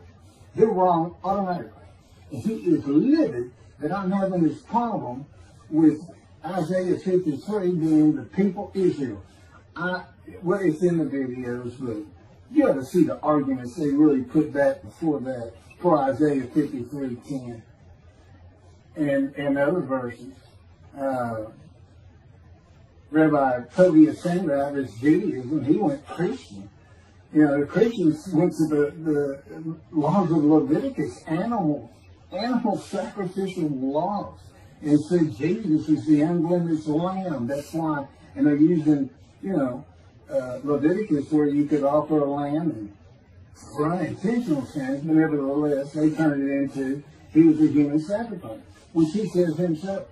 He says, God no longer wants bulls and goats for sin. He prepares my body for sacrifice. He's really talking about it, and God made the sacrifice to Gentiles so that they didn't have to obey his commandments and laws. From an atheist who comes in with no religious background, I read that and I look up face to face with God wherever he is at that moment. And I say, you gotta be kidding me. People believe this? He said about 2 billion right now. So I'm not gonna bother trying to tell you how many there's been in 2,000 years. God made a human sacrifice to me so I can go to heaven and I can go kill somebody if I want to. I can go beat my wife and my kids. I said Jesus again. God was teaching me the New Testament, and this guy at one of these mega churches came up to me and says, if you do, he said, Jesus Christ, you're not just forgiven of all sins that you have committed. You're forgiven of every sin you're going to do in the future. I said, really? He said, yes, really. He said, Jesus knows you're going to do it, and he already forgave you. I said, what? Okay. So, if you're a Christian, you can just sin all the time, because he knew you were going to do it. I hadn't actually heard that taught, but that's it. Okay. This year in Jerusalem. Enjoy the books. Don't try to look at the video. Don't try to watch them all at one time. But what I did is I put them together for you in the order they should be. And I just thought it'd be easier. And we're kind of coming to the end of our videotaping for a little while, it seems like. Again, I'm not on the executive committee with God and His Spirit. I never really know what we're going to do next. And the books are at keithmccarty.wordpress.com. You can find that on my YouTube channel.